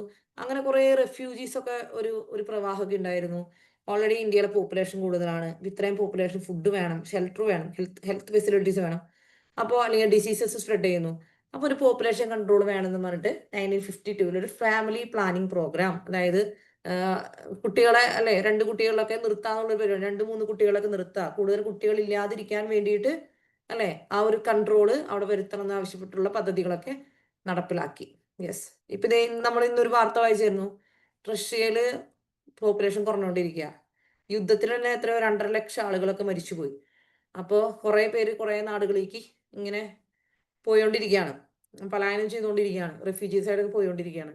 അപ്പൊ പോപ്പുലേഷൻ കുറയാണ്. അതുകൊണ്ട് അവര് വളരെ വിചിത്രമായ ഒരു പ്ലാനൊക്കെ വന്നിട്ടുണ്ട്. നിങ്ങൾ ന്യൂസിൽ വായിക്കുക. നിങ്ങളോടേക്ക് പറയാനായിട്ട് വളരെ ബുദ്ധിമുട്ടുള്ള പ്ലാനാണ്. റഷ്യ ഇറക്കിയ ഒരു വാർത്ത എന്ന് പറയുന്നത്. അവർ ഓൾറെഡി ഫിനാൻഷ്യൽ മോണിറ്ററി ബെനിഫിറ്റ് ഒക്കെ പ്രഖ്യാപിച്ചിട്ടുണ്ട് കുട്ടികളെ പ്രസവിക്കുന്നവർക്ക്. പക്ഷെ അവരിപ്പോ പറഞ്ഞത് എന്താണ്? സ്കൂൾ കുട്ടികൾ പ്രസവിക്കുകയാണെങ്കിൽ അവർക്കും ഇങ്ങനെ മോണിറ്ററി ബെനിഫിറ്റ് ഒക്കെ അനൗൺസ് ചെയ്തേക്കാണ്. അപ്പൊ അത് ഭയങ്കര ക്രിട്ടിസൈസ് ചെയ്തുകൊണ്ടിരിക്കുന്ന ആളുകൾ, കാരണം അവർക്ക് അത്രയും പോപ്പുലേഷൻ കുറഞ്ഞു പോയി എന്നാണ് പറയുന്നത്. പക്ഷെ ഇന്ത്യയിൽ എങ്ങനെയാണ്? ഇന്ത്യയിൽ നമ്മളാണ് 1-ാം സ്ഥാനത്ത് ഇപ്പോൾ. നമ്മള് ചൈനയ്ക്ക് അപ്പുറം 2-ാം സ്ഥാനത്തായിരുന്നു. പക്ഷെ നമ്മൾ ചൈനേനെ വെട്ടിച്ചു. ഇന്ത്യ എപ്പോഴും ഫ്രണ്ടിൽ തന്നെയാണ് പോപ്പുലേഷന്റെ കാര്യത്തിൽ. അതും ഇന്ത്യയുടെ ഏറ്റവും വലിയ പ്രത്യേകത, ഇന്ത്യയിലെ യൂത്ത് പോപ്പുലേഷൻ വളരെ കൂടുതലാണ്. മനസ്സിലായോ? ഏറ്റവും കൂടുതൽ പോപ്പുലേഷനിൽ ഏറ്റവും കൂടുതൽ പെർസെൻറ്റേജ് ഓഫ് യൂത്ത് ഉള്ളത് നമ്മുടെ ഇന്ത്യയിലാണ് കേട്ടാ. അത് ഇന്ത്യക്കൊരു ബ്ലെസ്സിങ് ആണ്. അവരെ സ്കിൽ ചെയ്ത് കഴിഞ്ഞാൽ നമ്മുടെ ആൾക്കാരാണ് പുറത്തു പോയിട്ട് പലപ്പോഴും പല മേഖലകളിലും ശോഭിച്ചുകൊണ്ടിരിക്കുന്നത്. ഓക്കെ. നമ്മുടെ ബ്രെയിൻ ട്രെയിൻ എന്ന് പറയുന്ന സംഭവം സംഭവിച്ചുകൊണ്ടിരിക്കുക. ബ്രെയിൻ ട്രെയിൻ, നമ്മുടെ ഇവിടെ പഠിച്ച് നല്ല സ്കില്ലൊക്കെ ഉള്ള ആൾക്കാർ വിദേശത്ത് പോയിട്ട് വിദേശ രാജ്യങ്ങൾക്ക് വേണ്ടിയിട്ട് ജോലി ചെയ്യുന്നു. ഓക്കെ. നമുക്ക് തിരിച്ചു വരാം. Population control family planning programme 1952 വന്നു. Then community development programme 1952 October 2 ഇത് ഉദ്ഘാടനം ചെയ്തത്. നമ്മൾ ഈ പറഞ്ഞു പഞ്ചായത്ത് രാജ് സംഭവങ്ങളൊക്കെ വന്നു. പഞ്ചായത്ത് രാജ് വന്നത് ഏത് വർഷമാണെന്ന് വെച്ചാൽ പഞ്ചായത്ത് രാജ് വന്നത് നമുക്ക് അതിന് നിയമമൊക്കെ പാസ്സാക്കി പഞ്ചായത്തുകൾ വന്നത് ഒരു 1993 തൊട്ടൊക്കെയാണ് വന്നത്.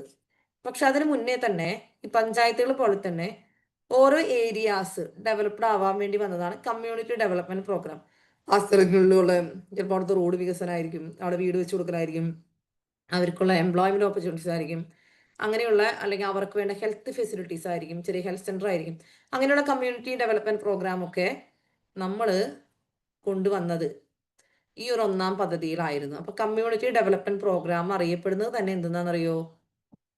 കമ്മ്യൂണിറ്റി ഡെവലപ്മെന്റ് പ്രോഗ്രാം നമ്മൾ അറിയപ്പെടുന്നത് തന്നെ പഞ്ചായത്ത് രാജ് സിസ്റ്റത്തിന്റെ ഒരു പ്രീഡിസസർ ആയിട്ടാണ്, മുൻഗാമിയായിട്ടാണ് നമ്മൾ കണക്കാക്കുന്നത്. പ്രധാനപ്പെട്ട ഒരു സാധനമാണ്. പിന്നെ 1ാം പദ്ധതിയിൽ നമ്മൾ പറഞ്ഞു അഗ്രികൾച്ചർ ഇംപ്രൂവ് ചെയ്യണമെന്ന് പറഞ്ഞു. ഈ അഗ്രികൾച്ചർ ഇംപ്രൂവ് ചെയ്യണമെങ്കിൽ എന്ത് വേണം? അഗ്രികൾച്ചറിന് വെള്ളം വേണ്ടേ? വെള്ളം വേണം. ഇറിഗേഷൻ സിസ്റ്റംസ് ഡെവലപ്പ് ചെയ്യണം. അപ്പൊ നമ്മൾ പ്രധാനപ്പെട്ട ചില ഡാമുകൾ ഉണ്ടാക്കി. അതിൽ പ്രധാനപ്പെട്ട ഒരു ഡാമാണ് ഇത് ബക്രാനങ്കൽ ഡാം. ബക്രാനങ്കൽ ഡാം ഏത് റിവറിലാണ് ഉണ്ടാക്കിയെന്നറിയോ? സത്ലജ് റിവറിലാണ് ബക്രാനങ്കൽ ഡാം കേട്ടോ. സത്ലജ് റിവർ നമ്മുടെ ഈ സിന്ധുവിന്റെ 5 ഏതാണ് ട്രിബ്യൂട്ടറീസ് ഒക്കെ പഠിച്ചിട്ടുണ്ടാവും അല്ലെ? അതിൽ പെട്ടതാണ് സത്ലജ്. രവി ബിയാസ് അല്ല, ജലം സത്ലജ് നമ്മൾ പഠിച്ചിട്ടില്ലേ? അപ്പൊ അതിൽ പെട്ടതാണ് സത്ലജ്. അതിലാണ് ബക്രാനങ്കൽ ഡാം വന്നത്. ദെൻ ഹിരാക്കുഡ് ഡാം ഏറ്റവും നീളം കൂടിയ ഇന്ത്യയിലെ ഡാമാണ്. ഒഡീഷയിലാണ് ഹിരാക്കുഡ് ഡാം വന്നത്. ദാമോദർ അല്ലെ, ദാമോദർ വാലി, അതായത് ഒഡീഷയിലാണ് ഹിരാക്കുഡ് ഡാം. ഞാൻ പറയാൻ വന്നത് എന്താണ്? റിവറിന്റെ പേരാട്ടോ. മഹാനദിയിലാണ് കേട്ടോ, മഹാനദി റിവറിലാണ് ഏത് ഹിരാക്കുഡ് ഡാം. ദെൻ ദാമോദർ വന്നത് എവിടെയാണ്? ദാമോദർ റിവറിലാണ് കേട്ടോ. ദാമോദർ ബംഗാളിന്റെ ദുഃഖം എന്നൊക്കെ അറിയപ്പെടുന്ന, സോർ ഓഫ് ബംഗാൾ എന്നൊക്കെ അറിയപ്പെടുന്ന റിവറാണ് ഇത് ദാമോദർ റിവർ എന്ന് പറയുന്നത്. ഓക്കെ, അപ്പൊ ആ ഏരിയയിലൂടെ ഒഴുകുന്ന റിവറാണ് ദാമോദർ. അപ്പൊ ഇവിടെയൊക്കെ നമ്മൾ എന്തായത് ഡാം പണിതു. ഇനി നമ്മുടെ ജവഹർലാൽ നെഹ്റു ഡാമുകളെ കുറിച്ച് പറഞ്ഞത് എന്താണെന്നറിയോ? Dams are the temples of modern India. ഡാമുകൾ എന്ന് പറഞ്ഞിട്ടുണ്ടെങ്കിൽ ആധുനിക ഇന്ത്യയുടെ വികസനത്തിന്റെ ക്ഷേത്രങ്ങളാണ്. Dams are the temples of modern India. ആധുനിക ഇന്ത്യയുടെ ക്ഷേത്രങ്ങളാണ് എന്നാണ് അദ്ദേഹം പറഞ്ഞത്. ഓക്കെ, അപ്പോൾ നമ്മുടെ മെയിനായിട്ട് ഇതിൽ നമ്മൾ എന്താ പറഞ്ഞേ? ഇതൊരു അഗ്രികൾച്ചർ ഡെവലപ്മെന്റിന് വേണ്ടിയുള്ള പ്ലാൻ ആയിരുന്നു. ഹരോഡ്വമൽ മോഡൽ എന്ന് അറിയപ്പെട്ടു. നമ്മൾ ഡാം കൺസ്ട്രക്ഷൻ മെയിനായിട്ട് ചെയ്തു. കമ്മ്യൂണിറ്റി ഡെവലപ്മെന്റ് പ്രോഗ്രാമും ഫാമിലി പ്ലാനിങ്ങും നമ്മൾ ഇതിനകത്ത് നടത്തി. ഓക്കെ, ഞാൻ അടുത്തേക്ക് പോട്ടെ. നമുക്ക് അടുത്ത പ്ലാനിലേക്ക് പോകാൻ തോന്നുന്നു അല്ലേ? ഓക്കെ ആണോ? സെക്കൻഡ് പ്ലാൻ നമ്മൾ അഗ്രികൾച്ചർ ഓക്കെ ആക്കി. ദെൻ നമ്മൾ എന്തിലേക്ക് പോകുന്നു? നമ്മൾ സെക്കൻഡ് പ്ലാൻ വർഷം എന്ന് പറഞ്ഞേ. സെക്കൻഡ് പ്ലാന്റെ വർഷം പറയാം. സെക്കൻഡ് പ്ലാന്റെ വർഷം 1951-56 ആണ് കേട്ടോ. 1951. സോറി, നിങ്ങൾ നിങ്ങൾ അതിന് തിരിച്ചു തരൂ. ഞാൻ തെറ്റ് പറയുമ്പോൾ നിങ്ങൾ ശ്രദ്ധിക്കണ്ടേ. സെക്കൻഡ് പ്ലാന്റെ ഇയർ ഏതാ? സെക്കൻഡ് പ്ലാന്റെ ഇയർ വെരി ഗുഡ് ഏഞ്ചൽ അല്ലേ? സെക്കൻഡ് പ്ലാന്റെ ഇയർ ആണ് 1956. 61 ആണ് കേട്ടോ. ഓക്കെ, അപ്പൊ നമ്മൾ ഈ അഗ്രികൾച്ചർ ഓൾറെഡി ഡെവലപ്പ് ആവാനുള്ള പരിപാടിയൊക്കെ ആരംഭിച്ചു. ഇവിടെ നമ്മൾ ഇൻട്രൊഡ്യൂസ് ചെയ്തത് എന്താണ്? ഇൻഡസ്ട്രിയലൈസേഷൻ ആണ് നമ്മൾ ഫോക്കസ് ചെയ്തത്. ഓക്കെ, അപ്പൊ ഇവിടെ നമ്മൾ ഇൻഡസ്ട്രിയലൈസേഷൻ ഫോക്കസ് ചെയ്തു എന്ന് പറയുമ്പോൾ അവിടെ നമ്മൾ മെയിൻ ആയിട്ട് നോക്കിയത് increased production of iron and steel ആണ്. ഹെവി കെമിക്കൽസ് ഇൻക്ലൂഡിങ് എന്തൊക്കെയാണ്? നൈട്രോജനസ് ഫെർട്ടിലൈസേഴ്സ് കണ്ട, heavy chemicals including nitrogenous fertilisers and development of heavy engineering and machine building industry.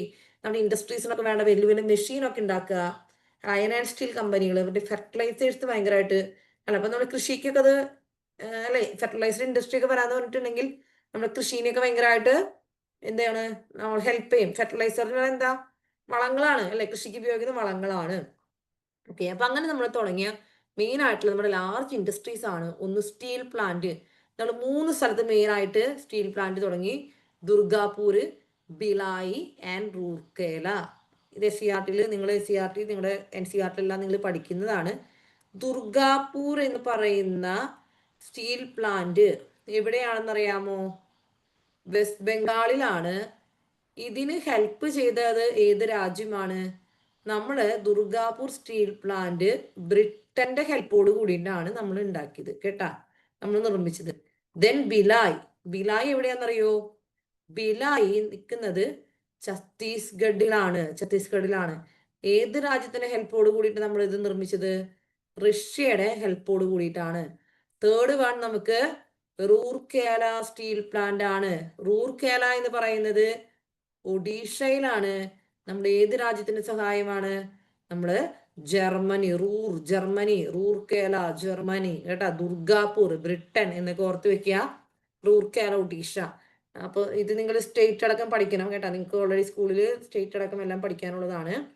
Then നമുക്ക് ലോക്കോമോട്ടീവ് ഫാക്ടറി അറ്റ് ചിത്തരഞ്ജൻ എന്ന് പറയുന്നത് വെസ്റ്റ് ബംഗാൾ ഒരു സ്ഥലമാണ്. പിന്നെ കോച്ച് ഫാക്ടറി അറ്റ് പെരമ്പൂര് എവിടെയെന്ന് വെച്ചാല് ചെന്നൈയിലാണ് കേട്ടോ. ചെന്നൈക്ക് ട്രെയിനിൽ പോവാണെങ്കിൽ പെരമ്പൂർ സ്റ്റേഷൻ കാണാം. കോച്ച് ഫാക്ടറി, അതായത് ICF integral coach factory Perambur എന്നാണ് പറയാ. റെയിൽവേയുടെ കോച്ചൊക്കെ ഉണ്ടാകുന്ന സ്ഥലമാണ്. ഓക്കെ, ദെൻ നമുക്ക് എന്താണ് ഈ പ്ലാൻ നമ്മൾ അറിയപ്പെട്ടിരുന്നത് എന്ത് പ്ലാൻ എന്നാണെന്ന് അറിയാമോ? മഹലനോബിസ് പ്ലാൻ. കണ്ടാ, മഹലനോബിസ് പ്ലാൻ എന്നാണ് നമ്മുടെ ഈ പ്ലാൻ അറിയപ്പെട്ടിരുന്നത്. അപ്പൊ ഈ മഹലനോബിസ് ആരാ? മഹലനോബിസിനെ കുറിച്ച് കേട്ടുകേൾവിയുള്ളവരൊന്ന് കമന്റ് ചെയ്യാമോ? Who is Mahalanobis? മഹലനോബിസ് എന്ന് പറഞ്ഞാലേ PC മഹലനോബിസ് എന്നാണ് പുള്ളിയുടെ മുഴുവൻ പേര്. Father of Indian statistics. Colour മാറ്റി എഴുതാം.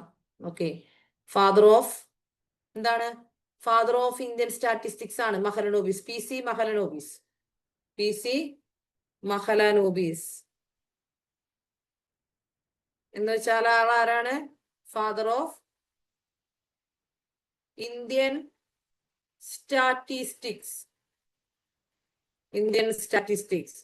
ഓക്കെ, അദ്ദേഹത്തിന്റെ ബർത്ത്ഡേ ആണ് ജൂൺ 29. നമ്മൾ നാഷണൽ സ്റ്റാറ്റിസ്റ്റിക്കൽ ഡേ ആയിട്ട് നമ്മൾ എന്ത് ചെയ്യുന്നു? നാഷണൽ സ്റ്റാറ്റിസ്റ്റിക്കൽ ഡേ ആയിട്ട് നമ്മൾ സെലിബ്രേറ്റ് ചെയ്യുന്നു. ദെൻ മറ്റൊരു കാര്യമുണ്ട്, നമുക്ക് കൊൽക്കത്തയിൽ ഒരു വലിയ ഇൻസ്റ്റിറ്റ്യൂട്ട് ഉണ്ട്. അതായത് സ്റ്റാറ്റിസ്റ്റിക്കൽ ഇൻസ്റ്റിറ്റ്യൂട്ട് ഉണ്ട് കൽക്കത്തയിൽ, ഇന്ത്യൻ സ്റ്റാറ്റിസ്റ്റിക്കൽ ഇൻസ്റ്റിറ്റ്യൂട്ട്. അത് സ്ഥാപിച്ചത് ആരാന്ന് അറിയാമോ? മഹലനോബിസ് ആണ്. അതായത് ഇന്ത്യൻ സ്റ്റാറ്റിസ്റ്റിക്കൽ ഇൻസ്റ്റിറ്റ്യൂട്ട് കൊൽക്കത്ത ആരുണ്ടാക്കിയത്? ഇന്ത്യൻ സ്റ്റാറ്റിസ്റ്റിക്കൽ ഇൻസ്റ്റിറ്റ്യൂട്ട് കൊൽക്കത്ത സ്ഥാപിക്കാൻ നേതൃത്വം കൊടുത്ത ആരാണ്? അത് മഹലനോബിസ് ആണ്. PC മഹലനോബിസ് ആണ്. ഓക്കെ, PC മഹലനോബിസ് ആണ്. ഇനി ഇദ്ദേഹത്തിന് ഒരു ജേണൽ പുറത്തിറക്കിയിരുന്നു. ആ ജേണലിന്റെ പേരാണ് എന്ത്? ആ ജേണലിന്റെ പേരാണ് സംഖ്യ എന്ന് പറയുന്ന ജേണൽ അദ്ദേഹം പുറത്തിറക്കിയിരുന്നു. എല്ലാം വെരി ഇമ്പോർട്ടന്റ് പോയിന്റ്സ് ആണ് കേട്ടോ. ഓക്കെ, അപ്പൊ മഹലനോബിസിനെ കുറിച്ചാണ് നമ്മൾ ഇത്രയും കാര്യങ്ങൾ പറഞ്ഞു കേട്ടോ. മഹലനോബിസിനെ കുറിച്ച് പറഞ്ഞ കാര്യങ്ങളാണ് ഇതെല്ലാം. PC Mahalanobis father of Indian statistics ആണ്. ജൂൺ 29 നാഷണൽ സ്റ്റാറ്റിസ്റ്റിക്കൽ ഡേ ആയിട്ട് നമ്മൾ ആഘോഷിക്കുന്നു. അത് അദ്ദേഹത്തിന്റെ ബർത്ത്ഡേ ആണ്. Then Indian statistical institute Kolkata സ്ഥാപിച്ചത് അദ്ദേഹമാണ്. ദെൻ സംഖ്യ എന്ന് പറയുന്ന ഒരു ജേണൽ അദ്ദേഹം പ്രസിദ്ധീകരിച്ചിരുന്നു. ഓക്കെ, ഇനി നമുക്ക് അടുത്ത പോയിന്റ് പറയാം. Mixed economy. India mixed economy എന്ന് പറയുന്ന ഒരു ഐഡിയ ഇന്ത്യ ഇൻട്രൊഡ്യൂസ് ചെയ്തത് സെക്കൻഡ് 5-year പ്ലാനിലാണ്. അപ്പൊ എന്താണ് വാട്ട് ഈസ് മിക്സഡ് ഇക്കോണമി? നമ്മൾ ക്ലാസിന്റെ തുടക്കത്തിലേ മെൻഷൻ ചെയ്തായിരുന്നു. ക്യാപിറ്റലിസ്റ്റ് ഇക്കോണമി ഉണ്ട്, സോഷ്യലിസ്റ്റ് ഇക്കോണമി ഉണ്ട് അല്ലെ. ക്യാപിറ്റലിസ്റ്റ് എന്ന് പറയുമ്പോൾ നമ്മുടെ പ്രൈവറ്റ് സെക്ടർ, വലിയ വലിയ ഇൻഡസ്ട്രിയലിസ്റ്റുകളാണ് അവിടെ മെയിൻ ആയിട്ട് എല്ലാ കാര്യങ്ങളും പ്രൊഡ്യൂസ് ചെയ്യുക. അതായത് നമ്മുടെ രാജ്യത്തെ എല്ലാ ആളുകൾക്കും ആവശ്യമുള്ളതാണോ ഇല്ല, ആവശ്യമുള്ള കാര്യങ്ങൾ പ്രൊഡ്യൂസ് ചെയ്യണം അങ്ങനത്തെ ചിന്തയൊന്നും അവർക്കില്ല. അവർക്ക് എന്താണ് പ്രോഫിറ്റ് കിട്ടുന്നത് അവരത് പ്രൊഡ്യൂസ് ചെയ്യും. മനസ്സിലായോ? ഇപ്പൊ ഇന്ത്യയിൽ അംബാനി അദാനി പോലെയുള്ള ഒരു 25 ടീം അല്ലെങ്കിൽ 100 പേരുണ്ടെങ്കിൽ അവര് പ്രൊഡ്യൂസ് ചെയ്യും എന്ത് വേണമെന്നുള്ളത് അല്ലെ, അവര് തീരുമാനിക്കും. അതാണ് നമുക്ക് ക്യാപിറ്റലിസ്റ്റ് ഇക്കോണമി. സോഷ്യലിസ്റ്റിക് ഇക്കോണമി എന്ന് പറഞ്ഞിട്ടുണ്ടെങ്കിൽ എല്ലാം ഗവൺമെന്റിന്റെ ഒരു ഓണർഷിപ്പ് ആണ്. ഗവൺമെന്റ് ആളുകൾക്ക് എന്താണോ ആവശ്യമുള്ളത് അത് പ്രൊഡ്യൂസ് ചെയ്യാൻ പരിശ്രമിക്കും. അപ്പോ നമ്മൾ ഇത് രണ്ടുമല്ല എടുത്തത്, കുറച്ച് ക്യാപിറ്റലിസം കുറച്ച് സോഷ്യലിസം എടുത്തോണ്ട് ഇന്ത്യ മിക്സഡ് ഇക്കോണമി എന്നുള്ളൊരു കാര്യമാണ് ഇന്ത്യ എടുത്തത്. അപ്പൊ ഇന്ത്യയില് കുറെ അധികം ഇൻഡസ്ട്രീസും കാര്യങ്ങളും കുറെ സെക്ടറുകൾ ആര് ഹാൻഡിൽ ചെയ്യുന്നുണ്ട്? ക്യാപിറ്റലിസ്റ്റുകൾ, പ്രൈവറ്റ് സെക്ടറുകാർ ചെയ്യുന്നുണ്ട്. ഓക്കെ, ഇപ്പൊ എനിക്ക് തോന്നുന്നു ഇന്ന് വന്ന ന്യൂസാണ്, ഇന്നലെയായിട്ട് വന്ന ന്യൂസാണ്, അദാനിയും അംബാനിയും തമ്മിൽ ഇനി ഓയിൽ പ്രൊഡക്ഷന്റെ കാര്യത്തിൽ ഒരു മത്സരം വരാൻ പോകുന്നു. ഓക്കെ, അപ്പൊ നമ്മള് ക്യാപിറ്റലിസ്റ്റുകളുണ്ട്, അതേസമയം ഗവൺമെന്റും ഉണ്ട് അല്ലെ. ഗവൺമെന്റ് കുറെ സെക്ടർ മാനേജ് ചെയ്യുന്നുണ്ട്. റെയിൽവേ പോലുള്ള സെക്ടറൊക്കെ ഗവൺമെന്റ് ആണ് ചെയ്യുന്നത്. അതിന്റെ കുറച്ചു ഭാഗത്ത് ഗവൺമെന്റ് പ്രൈവറ്റിന് വിട്ടുകൊടുത്ത് തുടങ്ങി. അപ്പൊ ഇതാണ് മിക്സഡ് ഇക്കോണമി എന്ന് പറഞ്ഞാൽ നമ്മൾ എന്താ ഉദ്ദേശിക്കുന്നത്? മിക്സഡ് ഇക്കോണമി എന്ന് പറയുമ്പോൾ ക്യാപിറ്റലിസം ആൻഡ് സോഷ്യലിസം രണ്ടിന്റെയും ഫീച്ചേഴ്സ് ഉള്ള ഒരു സിസ്റ്റമാണ് മിക്സഡ് ഇക്കോണമി, മിശ്ര സമ്പദ് വ്യവസ്ഥ എന്ന് മലയാളത്തിൽ പറയും. Okay, yes. അതാണ് നമുക്ക് സെക്കൻഡ് പ്ലാനിൽ വന്നിട്ടുള്ള മിക്സഡ് ഇക്കോണമി. ഓക്കെ, അടുത്തൊരു മെയിൻ സംഭവമാണ് ഇൻഡസ്ട്രിയൽ പോളിസി. 1956 നമ്മളൊരു ഇൻഡസ്ട്രിയൽ പോളിസി നമ്മൾ എന്ത് ചെയ്തു? നമ്മൾ പുറത്തിറക്കി. അത് നമ്മള് അതായത് ഇന്ത്യയുടെ ഒരു ഫിനാൻഷ്യൽ കോൺസ്റ്റിറ്റ്യൂഷൻ എന്നാണ് അറിയപ്പെടുന്നത്. അതായത് ഈ സംഭവം എന്ന് അറിയപ്പെടുന്നത് എന്താണ്? ഫിനാൻഷ്യൽ കോൺസ്റ്റിറ്റ്യൂഷൻ ഓഫ് ഇന്ത്യ എന്നറിയപ്പെടുന്നതാണ് എന്ത്? 1956 ഇൻഡസ്ട്രിയൽ പോളിസി എന്ന് പറഞ്ഞിട്ട് എഴുതാൻ വേണ്ടി സ്ഥലമില്ല അല്ലെ. നമ്മുടെ ഇന്ത്യയുടെ ഫിനാൻഷ്യൽ കോൺസ്റ്റിറ്റ്യൂഷൻ അറിയപ്പെടുന്നതാണ് എന്ത്? 1956 ഇൻഡസ്ട്രിയൽ പോളിസി എന്ന് പറയുന്നത്. ഓക്കെ, ദെൻ നമുക്ക് DRDO ഉണ്ടായി 1957. DRDO എന്ന് പറഞ്ഞാൽ എന്താ? What is DRDO? എന്താ DRDO? Defence research development organisation ട്ടോ. അതാണ് നമ്മുടെ DRDO എന്ന് പറയുന്നത്. ഓക്കെ, DRDO നമ്മുടെ ISRO പോലെ തന്നെ നമ്മുടെ ഈ DRDO ആണ് നമ്മുടെ എന്താണ് നമ്മുടെ ഡിഫൻസ് മിനിസ്ട്രിയുടെ കീഴിൽ പ്രവർത്തിക്കുന്നതാണ്. പിന്നെ ഇൻഡസ് റിവർ ട്രീറ്റി 1960 വന്നത്. ഓൾറെഡി നമുക്ക് പഹൽഗാം അറ്റാക്ക് കഴിഞ്ഞു ഓപ്പറേഷൻ സിന്ദൂർ ഒക്കെ വന്നപ്പോ നമ്മുടെ നരേന്ദ്രമോദി പറഞ്ഞിരുന്നു, blood and water won't go together അല്ലെ, വോണ്ട് ഫ്ലോ ടുഗദർ അല്ലെ. എന്ത് ചെയ്തു പുള്ളി? എന്ത് ചെയ്തു മോദി? ഈ ട്രീറ്റി അങ്ങ് സസ്പെൻഡ് ചെയ്തു. എന്നിട്ട് നമ്മൾ വെള്ളം കൊടുക്കാണ്ട് വെച്ചു കുറേ. അതായത് ഇൻഡസ് റിവർ ട്രീറ്റി ആദ്യമായിട്ട് ഇന്ത്യയും പാകിസ്ഥാനും തമ്മിൽ ഒപ്പുവെച്ചേ. അതായത് ഇന്ത്യയിൽ നിന്ന് ആണ് ഇൻഡസ് റിവർ ഇന്ത്യയിലൂടെയാണ് മെയിൻ ആയിട്ട് ഒഴുകിയിട്ട് പാകിസ്ഥാനിക്ക് പോണേ. പാകിസ്ഥാന് മെയിൻ ആയിട്ട് വെള്ളം കിട്ടുന്നത് എവിടുന്നാ? ഇൻഡസ് റിവറിൽ നിന്നാണ്. അപ്പൊ അത് ഇന്ത്യ ഏതെങ്കിലും രീതിയിൽ ആ വെള്ളം ഇവിടെ തടഞ്ഞു കഴിഞ്ഞിട്ടുണ്ടെങ്കിൽ പാകിസ്ഥാൻ അത്രയും കുറച്ച് വെള്ളം കിട്ടുള്ളൂ. ഓക്കെ, അപ്പോ ഇൻഡസ് റിവർ ട്രീറ്റി ഇന്ത്യയും പാകിസ്ഥാനും തമ്മിൽ സൈൻ ചെയ്ത് 1960 അതിൽ നമ്മുടെ ഇടയിൽ ഒരു ഇന്റർമീഡിയറ്റ് ആയിട്ട് നിന്നത് വേൾഡ് ബാങ്ക് ആയിരുന്നു. ഓക്കെ, അപ്പൊ ഇവർ കറന്റ് ആയിട്ട് ഒരു ഇമ്പോർട്ടൻസ് ഉള്ളതാണ് ഇൻഡസ് റിവർ ട്രീറ്റി 1960 എന്ന് പറയുന്നത്. പിന്നെ നമുക്ക് ഒരു khadi and village industries commission വന്നു. അത് ഏത് വർഷമാണെന്ന് ചോദിച്ചാൽ 1957 കേട്ടോ. ഖാദി ആൻഡ് വില്ലേജ് ഇൻഡസ്ട്രീസ് കമ്മീഷനും വന്നിട്ടുണ്ട്. അതാണ് സെക്കൻഡ് പ്ലാൻ എന്ന് പറയുന്നത്. എനിക്ക് തോന്നുന്നു ഒരു 5 മിനിറ്റ്സ് ബ്രേക്ക് എടുത്തിട്ട് വരാം അല്ലെ. 5 മിനിറ്റ്സ് ബ്രേക്ക് എടുത്തിട്ട് ഞാൻ ക്ലാസ് സ്റ്റാർട്ട് ചെയ്യും കേട്ടോ. 5 മിനിറ്റ് കഴിയുമ്പോൾ എല്ലാവരും തിരിച്ചു വന്ന് വെള്ളം കുടിക്കാനുള്ള ഒരു ബ്രേക്കാണ്. Okay,